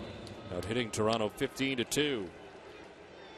It'll be Adrian Gonzalez, Kevin Youkilis, David Ortiz to face Dustin McGowan. His minor league numbers, as he missed all of 2009, all of 2010 with shoulder problems. And 12 starts, was 0-4 with a 2.80 earned run average. Called on the 5th of September. This is down the left field line, foul. The starts you saw in the minor leagues are between Dunedin and A-ball, New Hampshire AA. Has not appeared in the majors since July of 08. Torn right labrum, missing 09 and 2010. The 0-1 pitch. Gonzalez with the shift on goes to left field for a base hit. Third hit for Adrian Gonzalez of the night as we send it down to Heidi. Well, Don, every year the Red Sox get some friendly competition going off the field. They play fantasy football. They typically team up in pairs of two. And last night they had their fantasy football draft, and I asked one of the newcomers, Adrian Gonzalez, about it. It's just time to have fun and, something to do in the off season and our downtime. So, it's always fun to follow a different sport and be able to talk a little smack with your teammates about it. Now, Jonathan Papelbon was raving about his team in the clubhouse today. He's the player that usually organizes the league. He said this is his favorite time of year by far. He said it's better than Christmas, and I heard he had a lot of fun last night. Don, I heard you had a role in this as well. Thanks very much, Heidi. Yeah, it was MC last night. It was a great deal of fun as this one is sent out to left center field, and McCoy makes a catch out there in center. And I would have to agree with Dustin. He's got a very good team heading into the season. So they had 12 different teams last night, 2-player per team, and 15 rounds worth of a draft last night. Jerry, better than 3 hours to take the draft. They take it very seriously. Yeah, they certainly do. And what do you think about Papelbon's team? I don't know about Pap's team. Yeah. I wasn't that excited about Pap's team, to be honest with you. I thought Pedroia has a good team going in. Yeah. Ellsbury and Lowry seem to have a very good team going in. What about the Clubbies? They were also involved. The Clubbies were also involved. They have a good team going in. You know what they did? They took all Patriots. They have an entire Patriots squad. That includes the Patriots defense. This is out to center. And it's over the head of McCoy off the base of the wall for Ortiz. And David is into second base with his third hit of the night. Fourth time he's been on base. Taking third is Gonzalez with nobody out. Second double of the night for Ortiz. Second time he's going in that direction in center field to pick up the double. That fantasy stuff's way too complicated for me. You're putting guys on for that week and you're taking guys off. It's too much involvement. You have to be really involved. Yeah. And you're on a computer like the whole game, aren't you? Yeah. Watching what your guys are doing. And Yep. It was amazing, though. They had spreadsheets, all kinds of stuff as soon as it was time for their draft to figure out who's the best available, still available. Who drafted Brady? Do you know? Do you remember? I think it was the Lackey Bard team. Pretty sure. Pretty sure. Who was the first quarterback to go? Do you know that? First quarterback to go. It's a good question. I think it was Aaron Rodgers. First to go.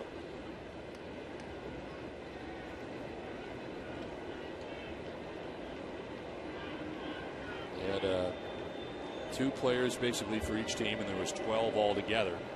Some interesting pairings. As this one is lined down the left field line, a base hit for David for Marco Scudero, who's headed into second base, and 2 runs will score. Red Sox up their lead. Marco Scudero, what a night he's had. 4 hits and 2 more RBIs, 4 in the game now.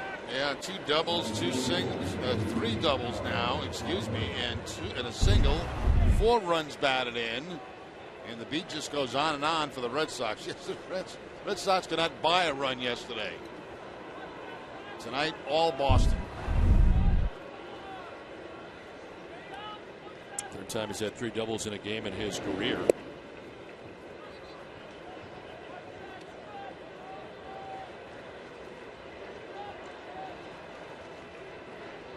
10th time in Marco's career he's had 4 hits in a ball game. Swing and a miss. This one gets away. Further advance for Scudero.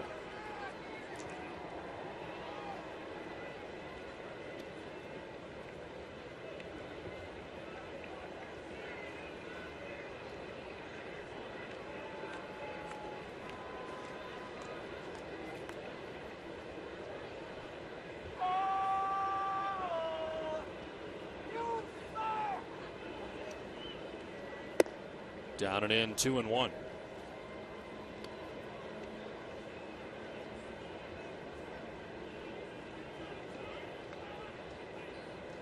Marmy Lewis, while he was in there, was charged with 3 runs. 2 so far given up by McGowan. Jammed is Crawford, fouling it off. 2-2. For every Red Sox game that goes into extra innings or the Red Sox get a save, CVS Pharmacy will donate $500. Children's Hospital Boston. CVS Pharmacy is the official pharmacy of the Boston Red Sox. Now, when the clubbies were making their picks, who was making the big picks? Was it back in Boston, Cookie and Murph? Yeah, I think the guys back in Boston were doing the majority of the picking. Yeah. There was a lot of conversation. That's kind of like the way it works in the regular draft anyway. Right. You get somebody back in a war room. The heavy hitters back in the war room, and the representatives here to make the choice. Pookie Parcells.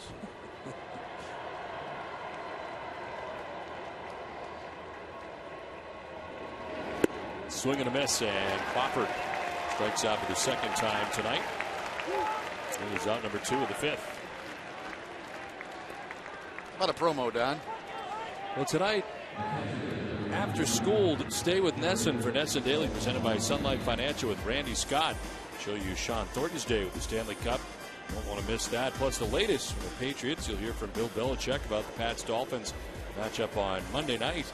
So coming up tonight after the premiere of Schooled, only on Nesson. Do you know what Schooled is all about? I don't know. We've had several promos about it, but I don't know the ins and outs of School. I know that there are New England colleges that are going head-to-head on what, though? Like things. Questions and answers, or sports, or... Don't know. I don't really know. Maybe somebody can find out for us. We are going to look into it, and I'll get back to you. Stand by, sir. We'll be right back. Short period of time and have answers for you. Saltalamacchia hits a ground ball right side. Johnson to his left. And Saltalamacchia is retired, as are the Red Sox in the 5th. They tag on 2 more and take a 13-0 lead.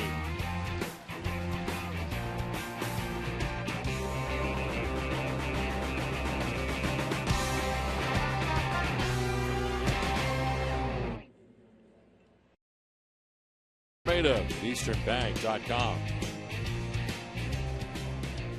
John Lester starts this bottom of the 5th inning with strike 1 to Brett Laurie.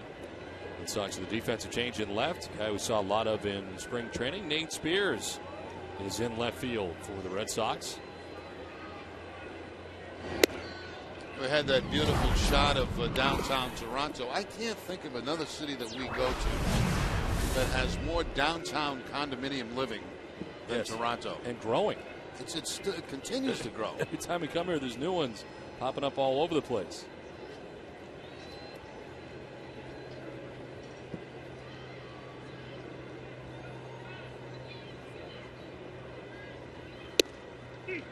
In there for a strike to Brett Laurie. Walked in the 2nd inning, getting his 2nd look tonight at John Lester. Some condos right there off to our left that can look right in the stadium.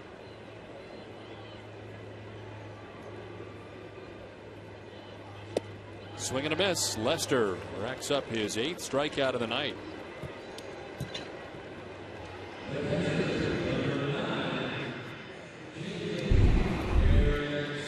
Once again, the cut fastball from John Lester, down and in, perfect location, exactly where he wants it.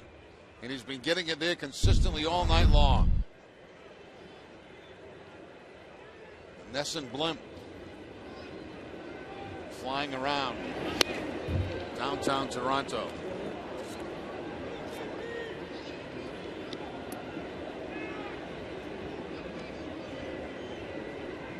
Beautiful city.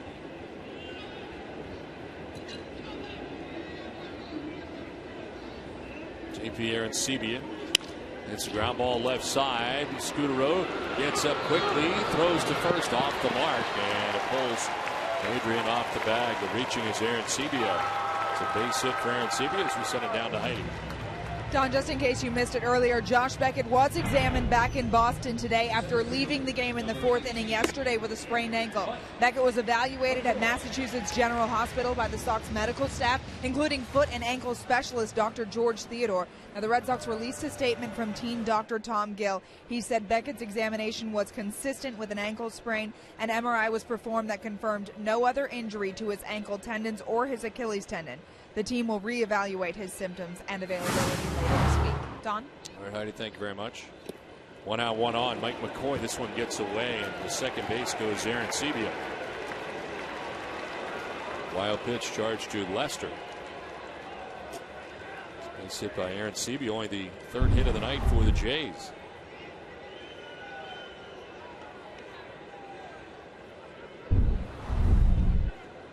So Arancibia into second base, 1 out, and it's 1-0 to Mike McCoy, the center fielder.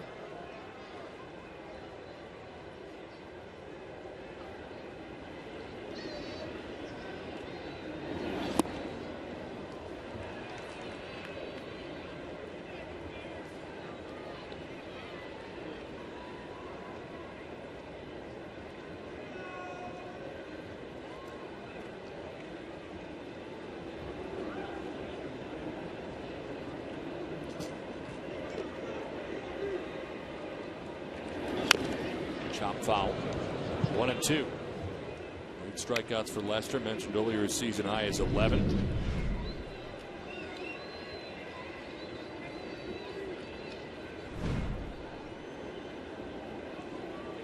Career high is 13.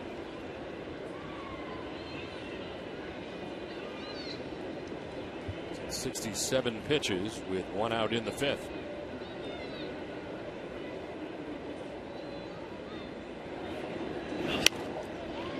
Up foul and out of play. Win a free pair of Red Sox tickets on Wednesdays by being spotted enjoying a Dunkin' Donuts iced coffee at participating locations. Go to DunkinDonuts.com/hotcold to learn more. No purchase necessary, and it's open to legal residents in Massachusetts or New Hampshire aged 18 or older. For a full set of official rules, visit DunkinDonuts.com. Lester ready with a 1-2 pitch to Mike McCoy. It's inside. 2-2.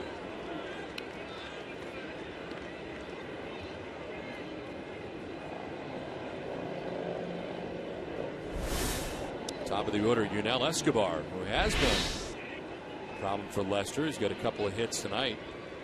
2 of the 3 hits Lester has given up.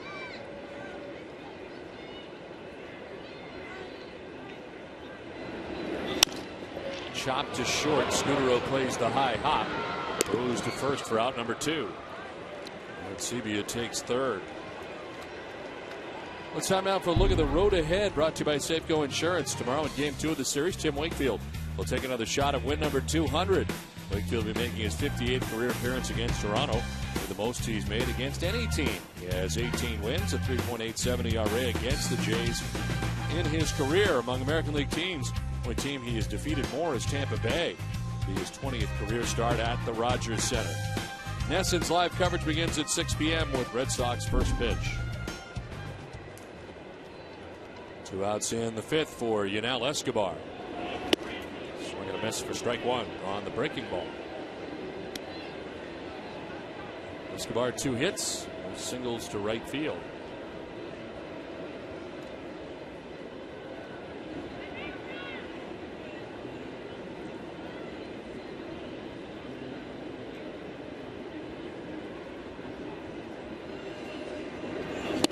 Swing and a miss, and it's 0-2.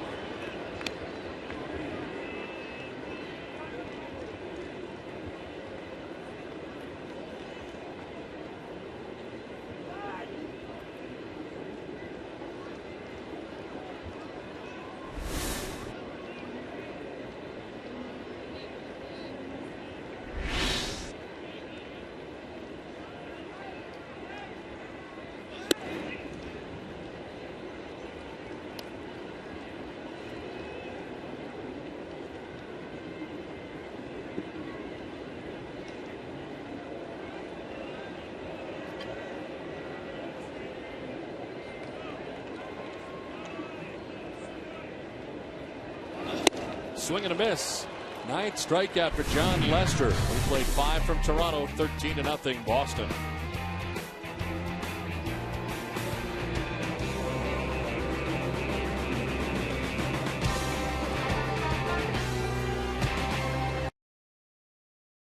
.com.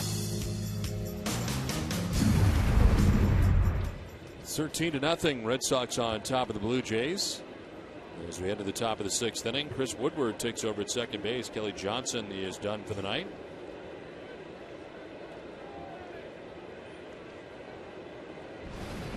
As Darnell McDonald stands in to begin things here in the top of the 6th inning. Gowan back on the mound here for the Jays. His second inning of relief. Gave up 2 runs in the 5th.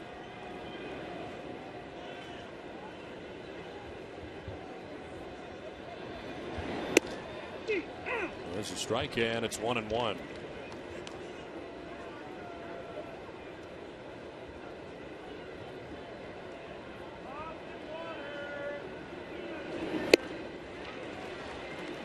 McDonald from the number 9 spot has 2 hits.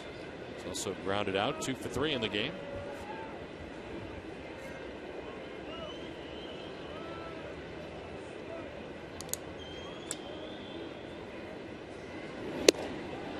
McDonald goes lunging and strikes out. Second strikeout for McGowan.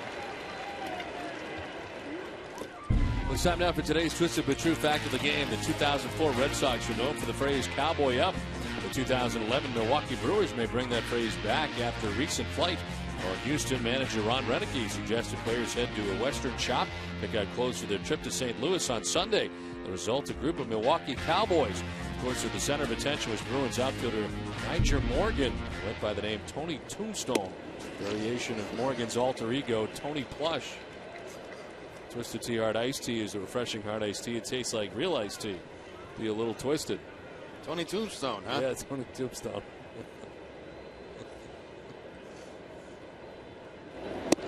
The theme trips are starting to catch on. Joe Madden kind of got that going, and now everybody's starting to get into it. We're down in 6th. If we had a theme trip, would we have to? We probably wouldn't have to dress up like that. No, I don't think. Although the announcers do for Tampa Bay. Do they really? Yes, they do. Ellsbury went after it and strikes out. Back-to-back Ks now for McGowan. There's 2 outs in the 6th inning. A long battle back to the big leagues for McGowan after many physical problems, as Don highlighted when he came into the ball game.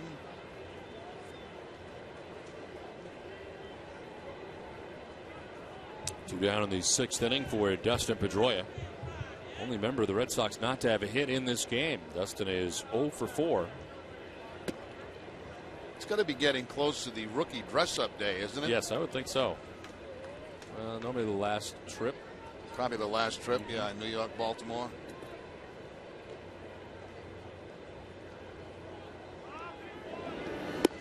And there for a strike, 1-1.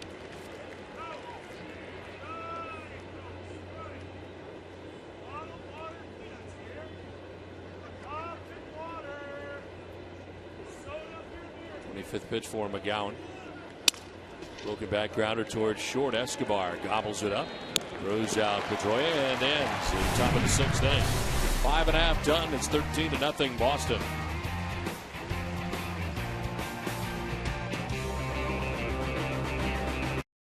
Fastball. Kelly Johnson on a cut fastball, and McCoy on a straight fastball for the strikeout. Big strikeout night here for John Lester. Pitching line brought to you by Ace Ticket. 5 innings, 3 hits, no runs. He's walked a batter and struck out 9. Struck out the side in the 2nd inning. 1 walk.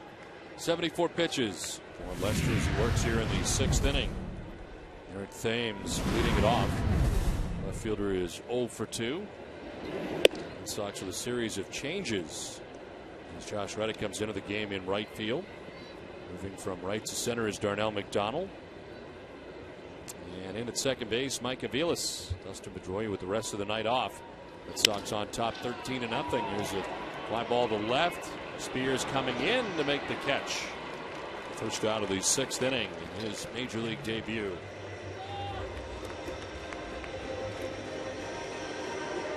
All right, Jerry, I have information on school. It is an 18 single elimination reality quiz show. Quiz show? Yes. Students returning to college campuses throughout New England. Nesson kicking off his 7-episode series tonight. Northeastern takes on Maine right out of the gate. Of course, you got like Northeastern in that. Gotta love the Huskies there.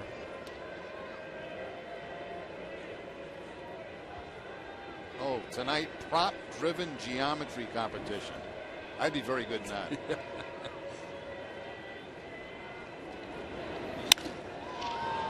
a ground ball to third, knocked down by Euclid, gets up and fires it to first. It's late. Arrow charge to Euclid at third base. Batista's board with one down. Only the 8th error of the season for Kevin Euclid down there at third base. Ball bounces up, hits him in the heel of the glove and the finger, and the throw to first base is not going to be in time.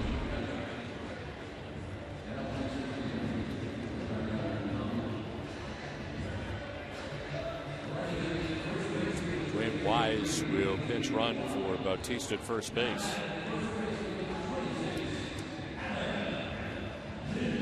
Anyway, it'll be a unique competitive trivia reality series.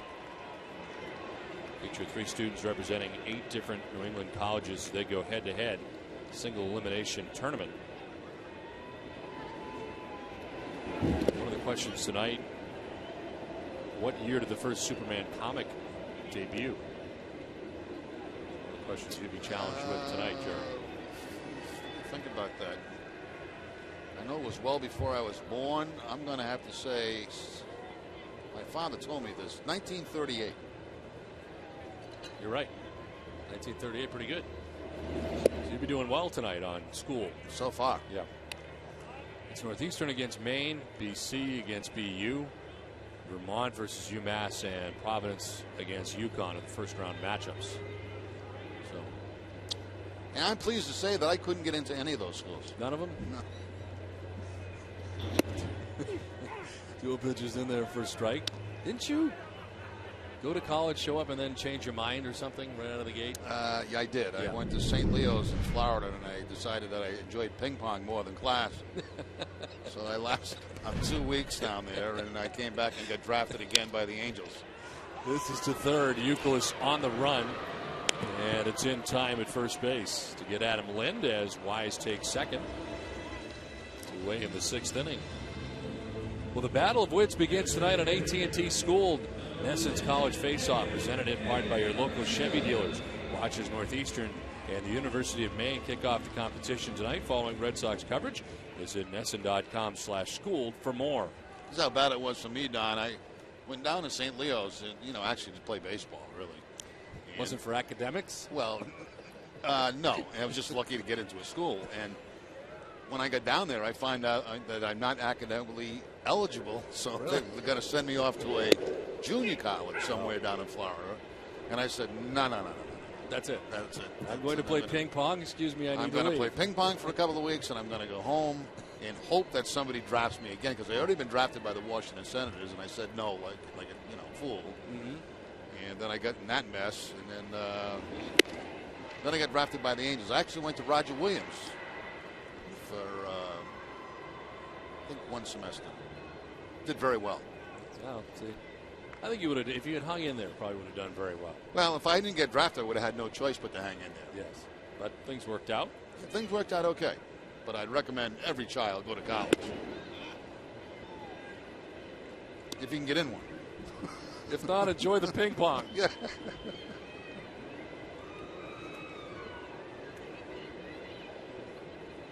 Edwin Encarnacion batting with 2 outs. Runner at second base.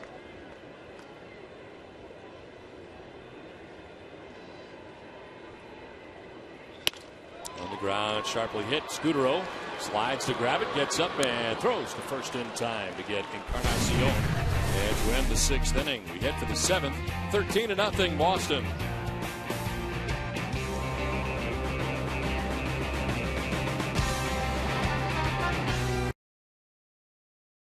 The Blue Jays, top half of the 7th inning, back in Toronto. Adrian Gonzalez lines this, a foul ball down the right field line. Blue Jays with some changes as Mike McCoy moves from center field to right field. Wayne Wise into the game in center. He pinch ran for Batista, and in the game at first base, Mark Tien. Adam Lind with the rest of the night off. Gonzalez takes a pitch high, and it's 1-1. Adrian doubled in the first, singled in the second, struck out in the third, and then singled in the fifth. 3-hit night for Adrian Gonzalez.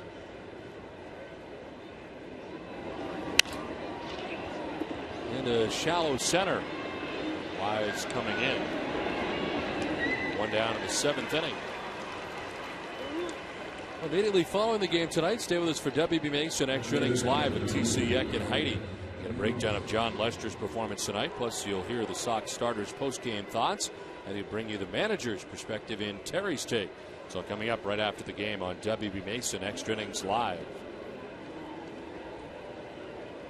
One down in the seventh inning for Kevin Youkilis. 2 for 3 in the ball game tonight.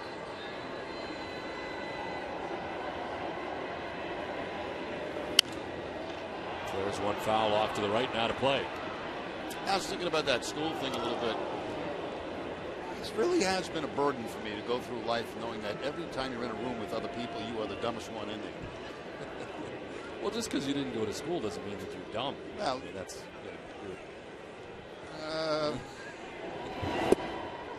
I would say street smart. true. But not book smart. No? No. Well, you read a lot. Not really. No? No. I've seen you. Actually, now I think about it, it has been a little while since I've seen you with a book. Yeah, I tell you the problem with that is I get so into it that I can't put it down. So you just don't read it at all. So I'm better off not reading it. You've eliminated it. What was the last book you read? It's a good question. It probably had something to do with politics, I would say. It might have been Reagan's book. Number in front of the plate. McGowan fields and throws to first to get Youkilis. 2 down. It's time for a game break in. Tom Karen, TC.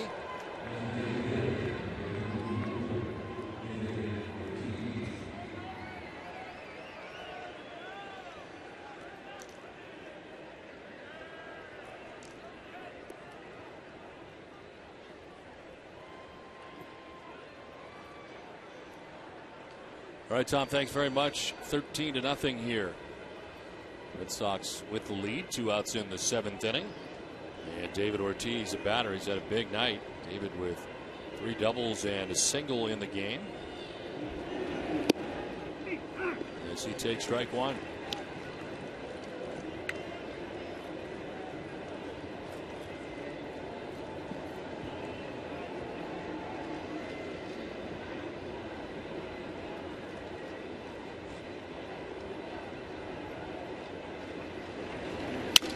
Ground ball to shift into left field for David Ortiz. Big Poppy with his 4th hit of the night. Well, David started the game with a .313 batting average, 4 for 5 in this ball game tonight. We'll take him up to .319. So it's the power, it's the RBIs, and it's the average this season for David Ortiz. Defeating the shift again. He's hit a .347 against Toronto. And .419 here at the Rogers Center. 2 down, David Ortiz at first. Marco Scutaro takes ball 1.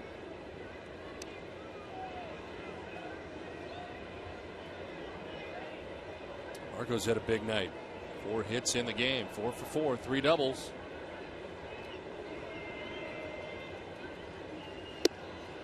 That's a strike.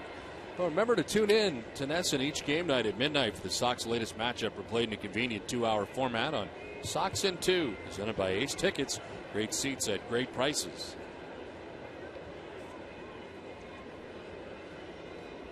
One. Scutaro fouls it off. 3rd inning of relief for Dustin McGowan. Gave up 2 runs in the 5th. At a 1-2-3 6th and Got the first 2 outs of the 7th before the base hit by David Ortiz.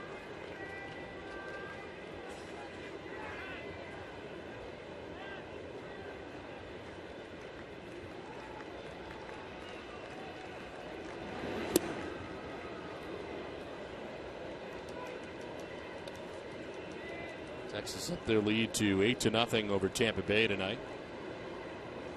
C.J. Wilson on the mound there for the Rangers, still in the game in the top of the 8th.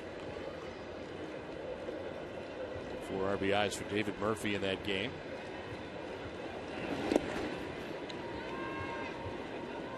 The Yankees, Jerry, are still in a rain delay. 9:30.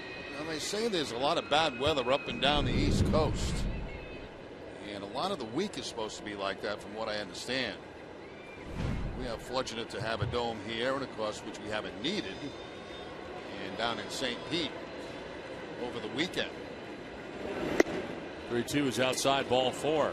First walk given up by McGowan. Red Sox have 2 on with 2 outs. This is the 5th time that Marco Scudero has been on base tonight. Well, tomorrow night after Red Sox first pitch, join us for Red Sox Game Day Live, presented by Uno's. TC and Eck and Heidi at 6:30. Eck will preview Tim Wakefield's attempt, career win number 200. Plus the Boston Globe's Michael Vega will bring you all the latest Red Sox news. It's coming up tomorrow night. Live coverage begins at 6, only on NESN. So 2 down in the 7th inning, 2 on. First major league at bat for Nate Spears. Saw a lot of Nate during spring training. Very versatile infield and outfield, and as a result hung around a long time in spring training.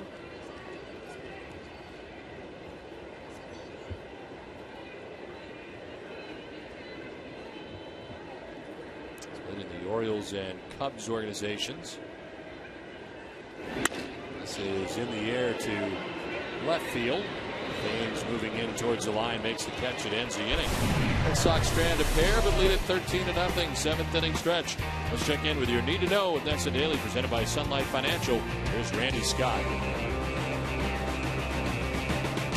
19-3 as we head to the bottom of the 7th inning. Defensive change for the Red Sox. First base, Jed Lowry. He was probably going to start tomorrow, according to Terry Francona, but Lowry getting back in here, taking over for Adrian Gonzalez defensively at first base. 11th career appearance at first base for Jed Lowry. Chris Woodward leading it off. Evens account at 1-1 from the Red Sox infielder. Red Sox Nation, if you need medical care at Fenway Park, visit the Beth Israel Deaconess First Aid Stand behind Section 12 of the Israel Deaconess Medical Center, the official hospital of the Boston Red Sox. Visit them at bidmc.org. 1-1 is inside for ball 2. Woodward took over defensively at second base for Kelly Johnson. Johnson had been 0 for 2, and since Woodward has been called up, he's 0 for 4.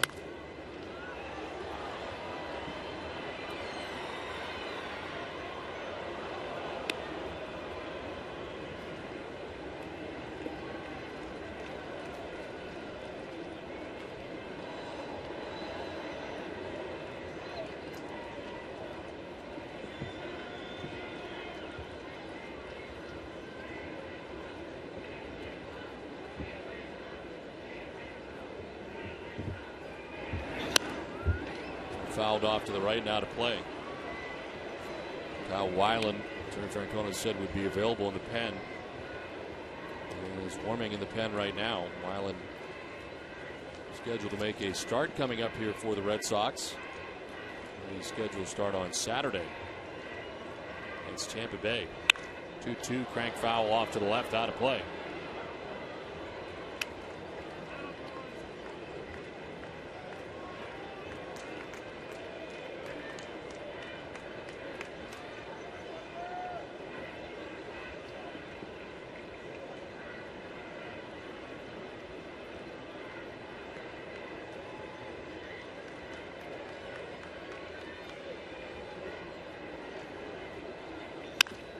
On the ground, foul.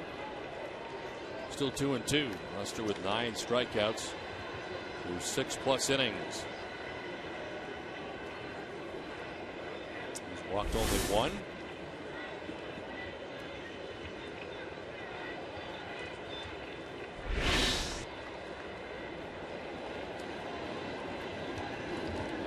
Swing and a miss. There's strikeout number 10 for Lester. One out in the seventh. Lester's had everything going for him in this ball game tonight, but he has had an exceptional breaking ball, very good curveball throughout the game tonight. Picks up another strikeout with it right there.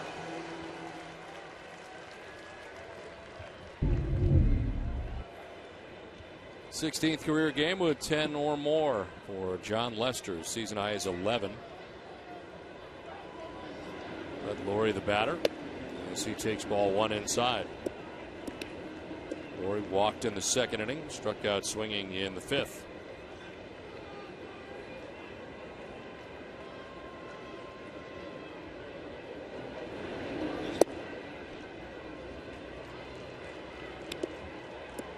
Laurie coming over for Sean Markham, part of the deal coming from the Milwaukee Brewers, first round draft choice.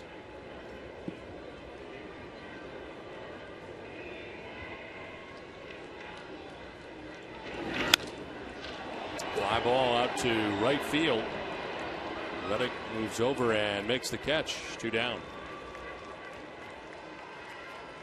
Boston Red Sox baseball on NESN is brought to you by Eastern Bank. I believe something as simple as your checking account should come with a lot of strings attached. Eastern pre-checking. See just how good a checking account can feel.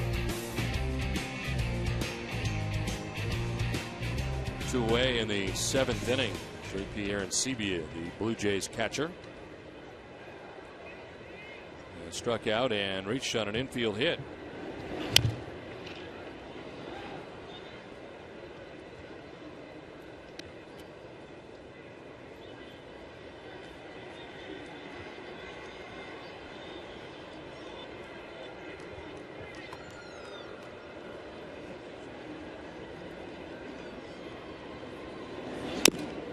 Fouled off the plate.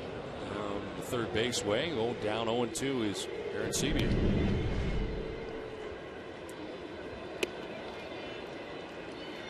Congratulations to the Pawtucket Red Sox, who claimed the 2011 International League North Division title on Saturday night.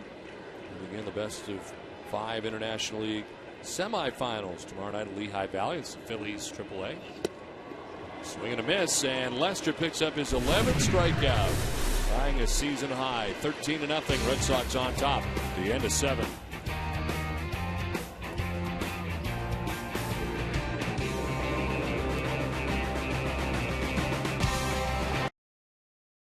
Jared Saltalamacchia in the 3rd inning with a 2-run home run, his 15th home run of the year. Red Sox with 13 runs on 19 hits. John Lester has been terrific. 7 shutout innings, strikes out 11, and throws an even 100 pitches here tonight. It's 13-0. Red Sox on top as we head to inning number 8 for Dustin McGowan, who has been in the game since the 5th.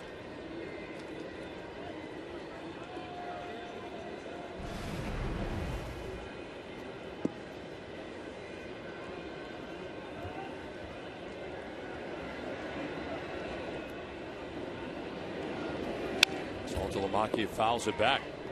Time now for Coors Light Freeze Cam. We'll take a look at Jared Saltalamacchia's 2-run home run coming back in the 3rd inning. Coors Light Freeze Cam brought to you by Frost Brewed Coors Light, the world's most refreshing beer. Those are the 2 runs the Red Sox scored in the 3rd.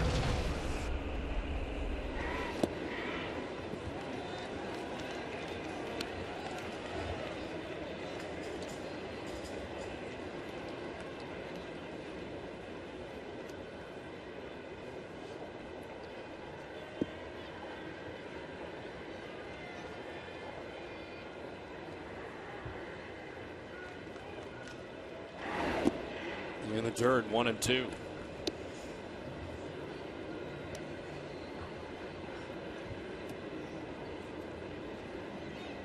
Luis Perez started the game for Toronto. 2 2/3 innings, 10 hits, 8 runs. Walked 2, struck out a batter. Robbie Lewis went an inning and a third, giving up 3 runs. Dustin McGowan has given up 2 so far. He came in the 5th inning. Didn't allow a run in the 6th or 7th and starts the 8th.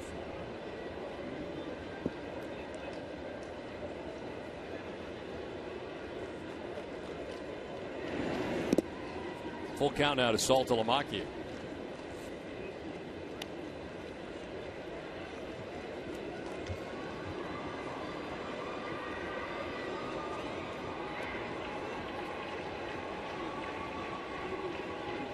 McDonald waiting on deck here in the 8th.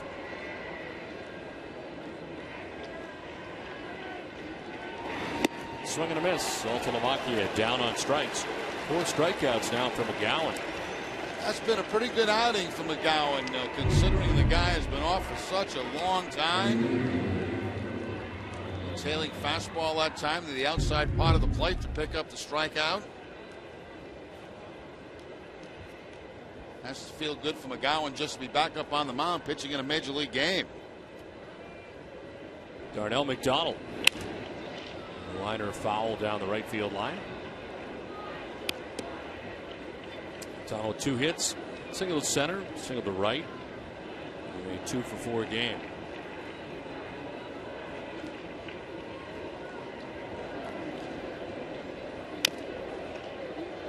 Coming up after the game tonight, it's Granite City Electric Red Sox final. TC, Eck, and Heine, they'll check in on all the highlights from around the majors, including the Yankees hosting the Orioles. Phil Hughes and Tommy Hunter are on the hill, plus a preview of Game 3. Series tomorrow night as Tim Wakefield face off against Brandon Morrow. It's all coming up after the game only on NESN.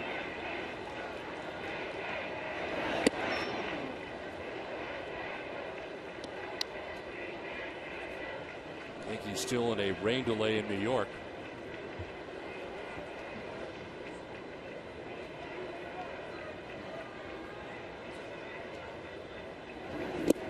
In the dirt, and it's 2-2. The attendance tonight, 17,565. Smaller crowd than we had here yesterday, 17,565. And some have ducked out with the score 13-0. 1 out in the 8th. Ground ball softly hit to first. Tien will take it to the bag himself. 2 down. What better way to start your day than with a little Sox talk on the radio home for the Boston Red Sox? Join Dennis and Callahan weekday mornings at 6 across the WEEI Sports Radio Network, and of course right here on NESN. 2 outs in the 8th for Josh Reddick.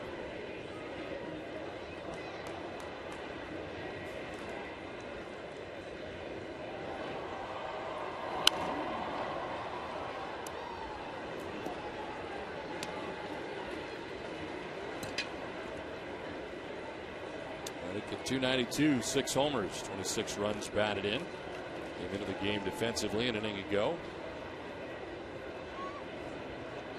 In yesterday's game and was 2 for 5.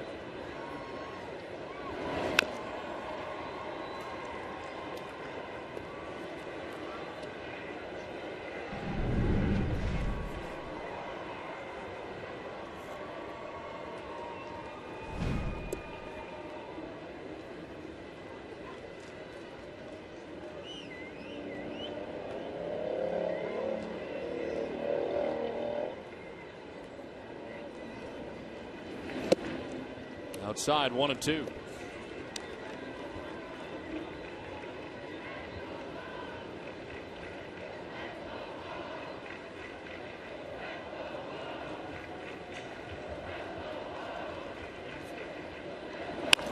In the air to right field, struck pretty well. Back goes McCoy. It's over his head and gone. Home run for Josh Reddick. With 2 outs in the 8th inning, puts the Red Sox on top 14-0.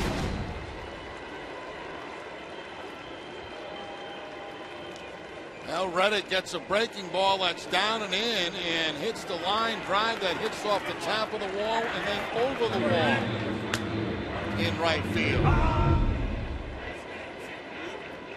Here's the location of the breaking ball. It's down in the zone, actually out of the strike zone, engulfed on a line right at the top of the wall and then bounces over.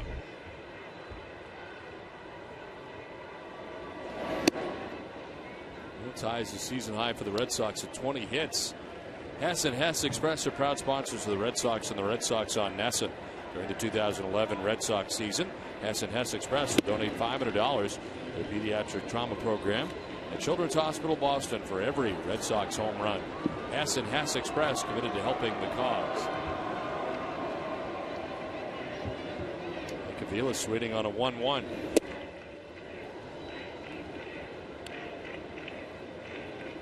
Aviles took over for Dustin Pedroia at second base. Pedroia 0 for 5 in the game tonight.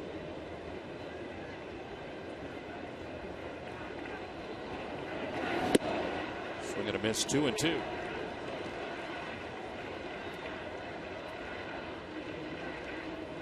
McGowan has logged some innings here tonight for John Farrell after Luis Perez went just 2 2/3 innings, gave up 10 hits and 8 runs.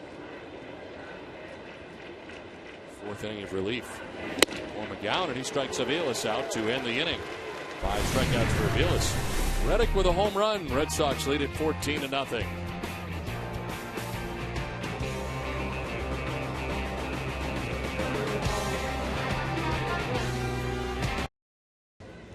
Lavarnway taking over in behind the plate for Jared Saltalamacchia, who comes out of the game. And the new pitcher is Kyle Weiland. Weiland's third appearance of the year, 0-1. Earned run average. Worked in 10 innings, giving up 14 hits, 5 walks, 4 Ks. Performance hitting at .341 against Weiland. Takes over for John Lester. Went 7 shutout innings, giving up 3 hits. Walked a batter and struck out 11. Lester throwing an even 100 pitches in the game tonight as Mike McCoy leads it off here for the Blue Jays.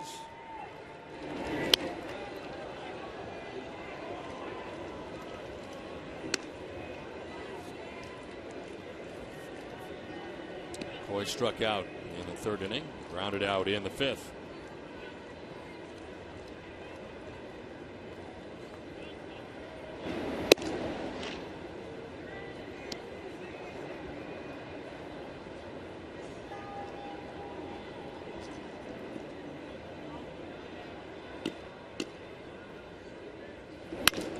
On the ground to third base. Youkilis has got it. 1 down in the 8th. We'll share the game with your fellow Sox fans by following NESN on Twitter. Let's see what some of you had to say about the game tonight. Hoping to save some runs for tomorrow for Tim Wakefield. So, talk about Dustin McGowan's chops. And Ellsbury continuing his hitting streak to 11 games tonight, all part of what is a 14-0 lead for the Red Sox. There's a look at the chops from McGowan. 1 out in the 8th.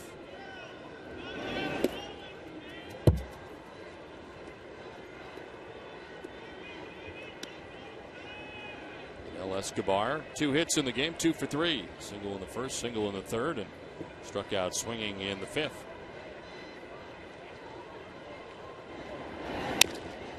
Off the plate, shot towards short. Scudero on the run. In the dirt, dug out by Lowry. Nice play for the 2nd out of the 8th. Now, Scudero's had quite a game for himself tonight, defensively and offensively. The 4 hits in the ball game, including 3 doubles, 4 runs batted in, a walk, and a nice defensive play there.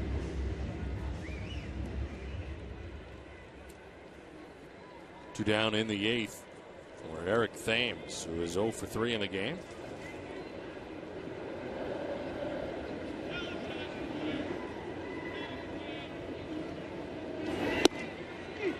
Strike 1 to Thames. He's fouled out, flied out again.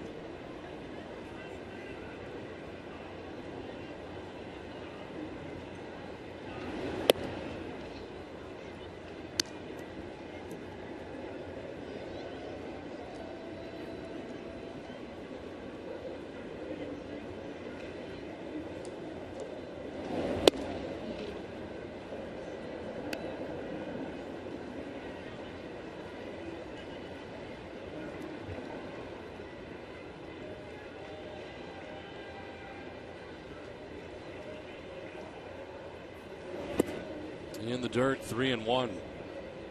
Joel Carino, who had been up earlier in the game, is back up again.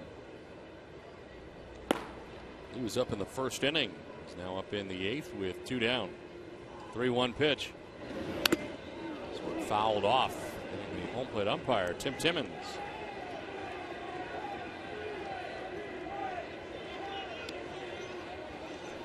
Follow the Red Sox at MLB.com at Bat11 app for your iPhone, iPad, Android, or BlackBerry. Live audio pitch-by-pitch tracking, video highlights, and more. Text at Bat to 31826 or visit RedSox.com for details. Right off the mask of the home plate umpire, Tim Timmons. A liner to center, right at Darnell McDonald, who makes the catch to end the inning. Kyle Weiland with 1-2-3-8. 14-0 Red Sox lead.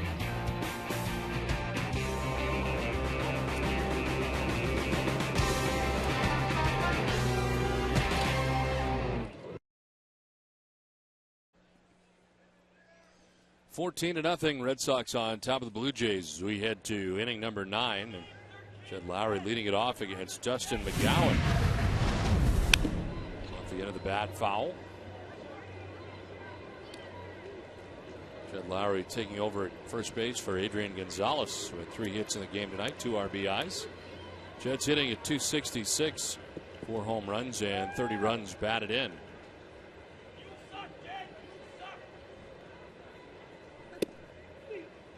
Lowry takes strike 2.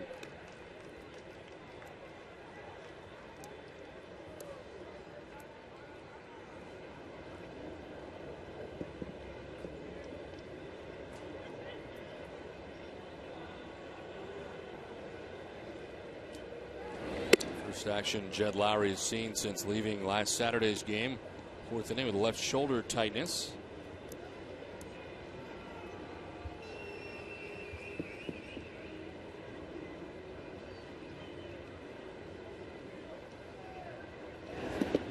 Bounces in 2-2. Cowan's been in the game since the 5th inning. Gave up 2 runs in the 5th. The home run, Josh Reddick, last inning. So he's allowed 3 of the 14 runs Blue Jays had given up in the game.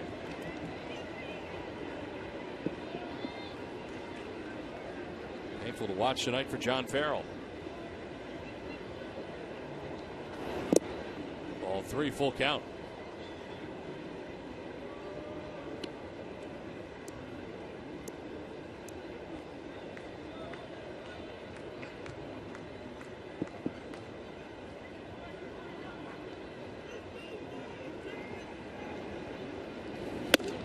Lowry takes the walk to begin things in the 9th. Let's send it down to Heidi. Don, it's time for your MLB news and notes brought to you by HP. The National Steven Strasburg made his first start tonight since Tommy John surgery last September 3rd.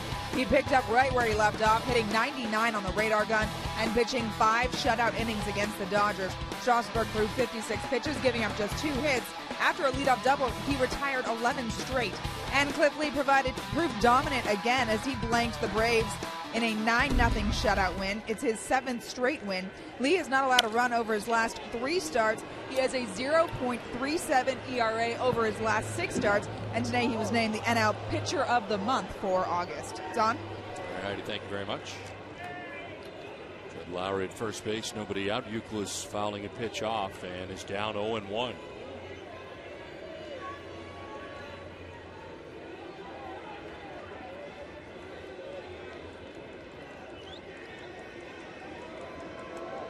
This is walk, doubled, single.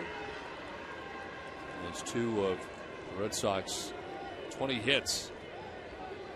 The 0-1 pitch. Foul straight back, 0-2. Now it's still throwing hard, 95 miles an hour.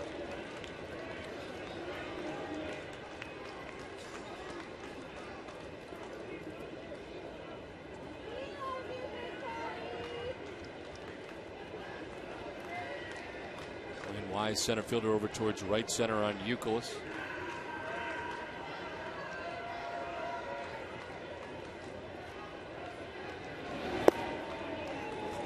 Outside, a ball and 2 strikes.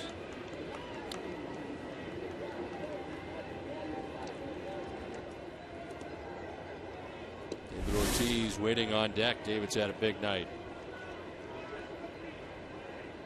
4 hits in the game, 2 doubles. Part of this 14-0 Red Sox lead. 1-2 pitch. It's outside. 2-2.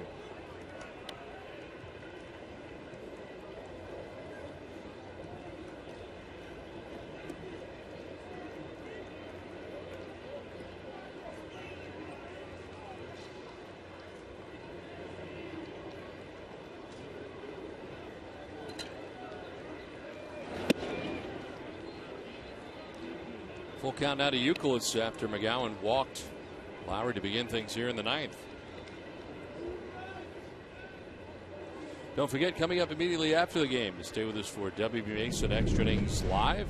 It's all the post-game coverage you'll need right here on NESN. 3-2 pitch.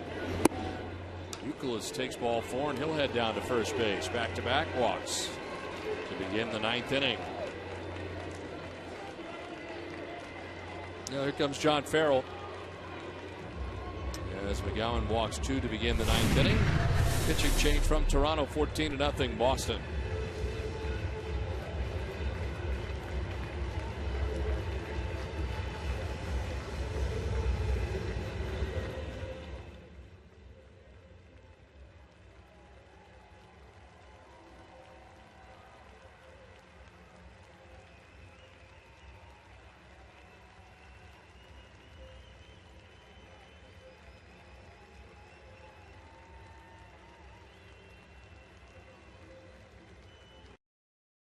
Nobody out and a new pitcher on for the Blue Jays. Red Sox on top 14-0 over the Blue Jays.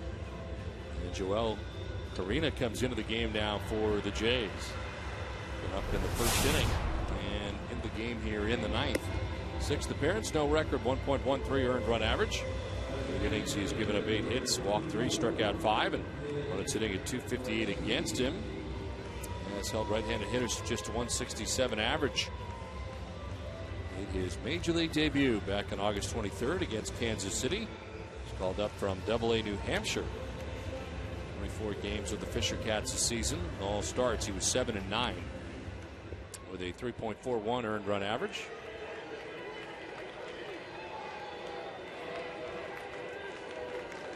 Two on for the Red Sox. Lowry at second. Youkilis at first. Nobody out for David Ortiz. Take strike 1. Pair of doubles tonight for Ortiz. He also singled twice, a 4-hit night. Ties a career high for David.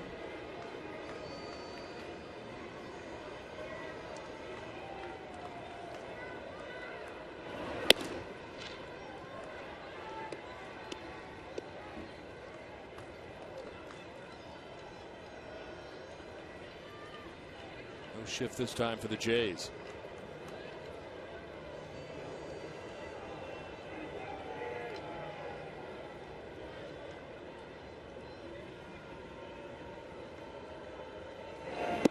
Breaking ball missing just outside. 2-1. It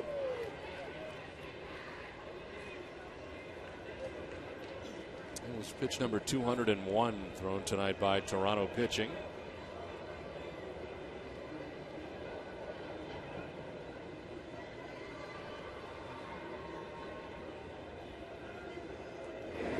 One is outside, 3-1.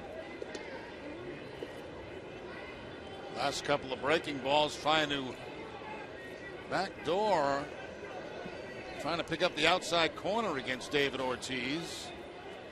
Both being outside.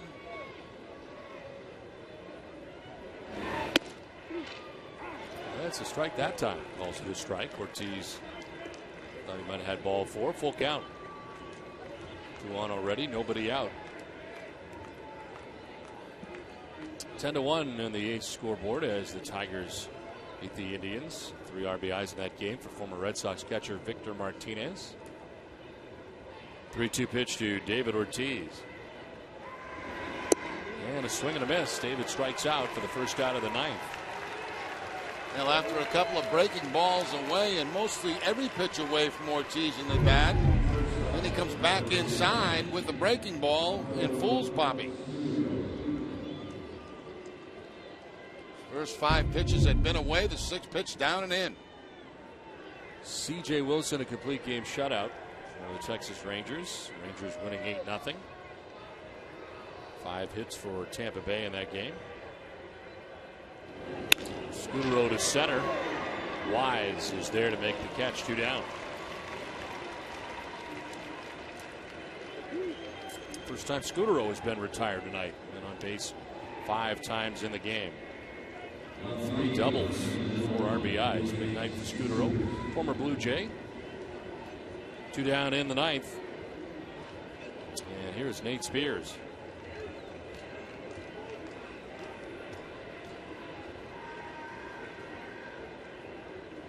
Spears in his major league debut. First at bat, flied out to left field in the 7th inning. Takes strike 1.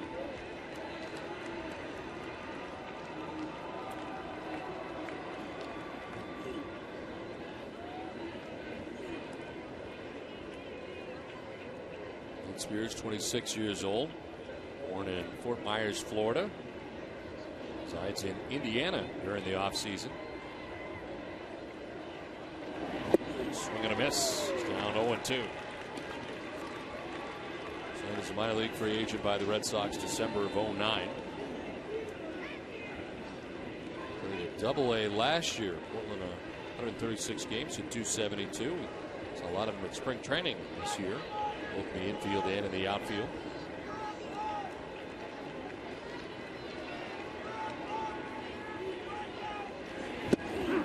Takes strike 3 over the outside corner.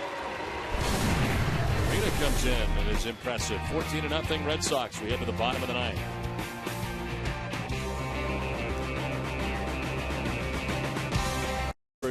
And visit NESN.com/school for more.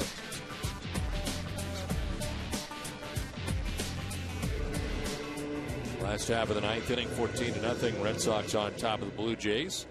Out hitting the Jays 20-3. Dwayne Wise leading it off against Kyle Weiland. Came into the game in the 8th and had a 1-2-3 8th inning. Second inning of relief.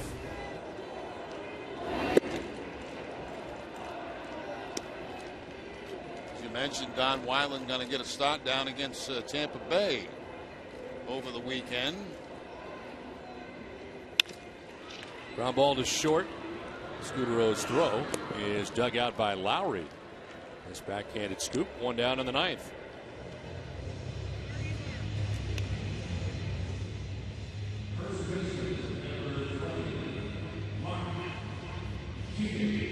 One down.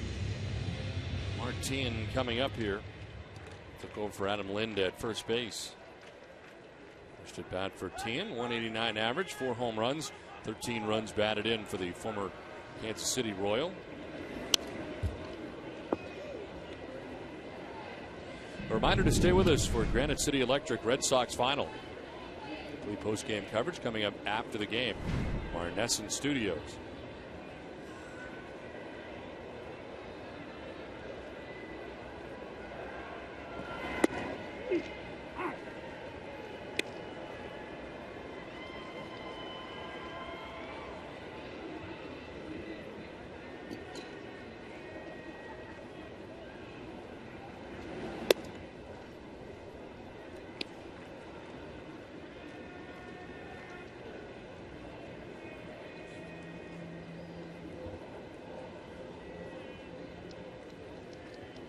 One-two pitch is in the dirt. Did he go? No, says third base umpire Mark Carlson.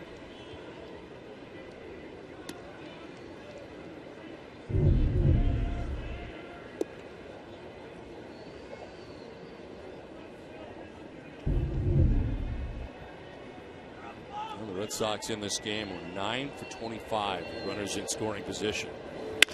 There's a ground ball back up the middle and by the dive of Aviles in the center. Well, McDonald will get it back in, but Tien's got a 1-out single. First base hit that they've had since they're back in the 5th inning, when Aaron Sebia had a base hit.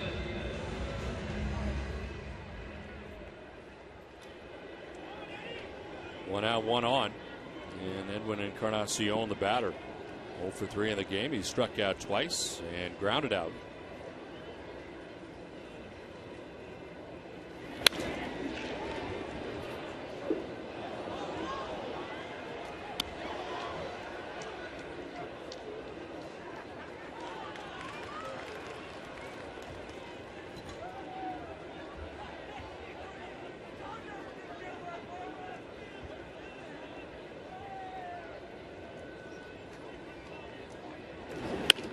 Ground ball down the first baseline. It'll stay fair. And Lowry will tag the bag for the second out of the 9th inning.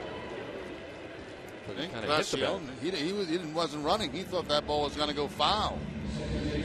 Instead, it stayed in fair territory for the second out of the inning. Encarnacion, he gets jammed, just stands at home plate, and then is surprised when the ball stays in fair territory.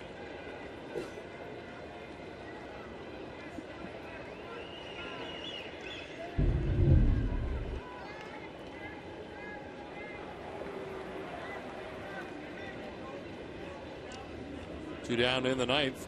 Chris Woodward, the batter, as he takes strike one.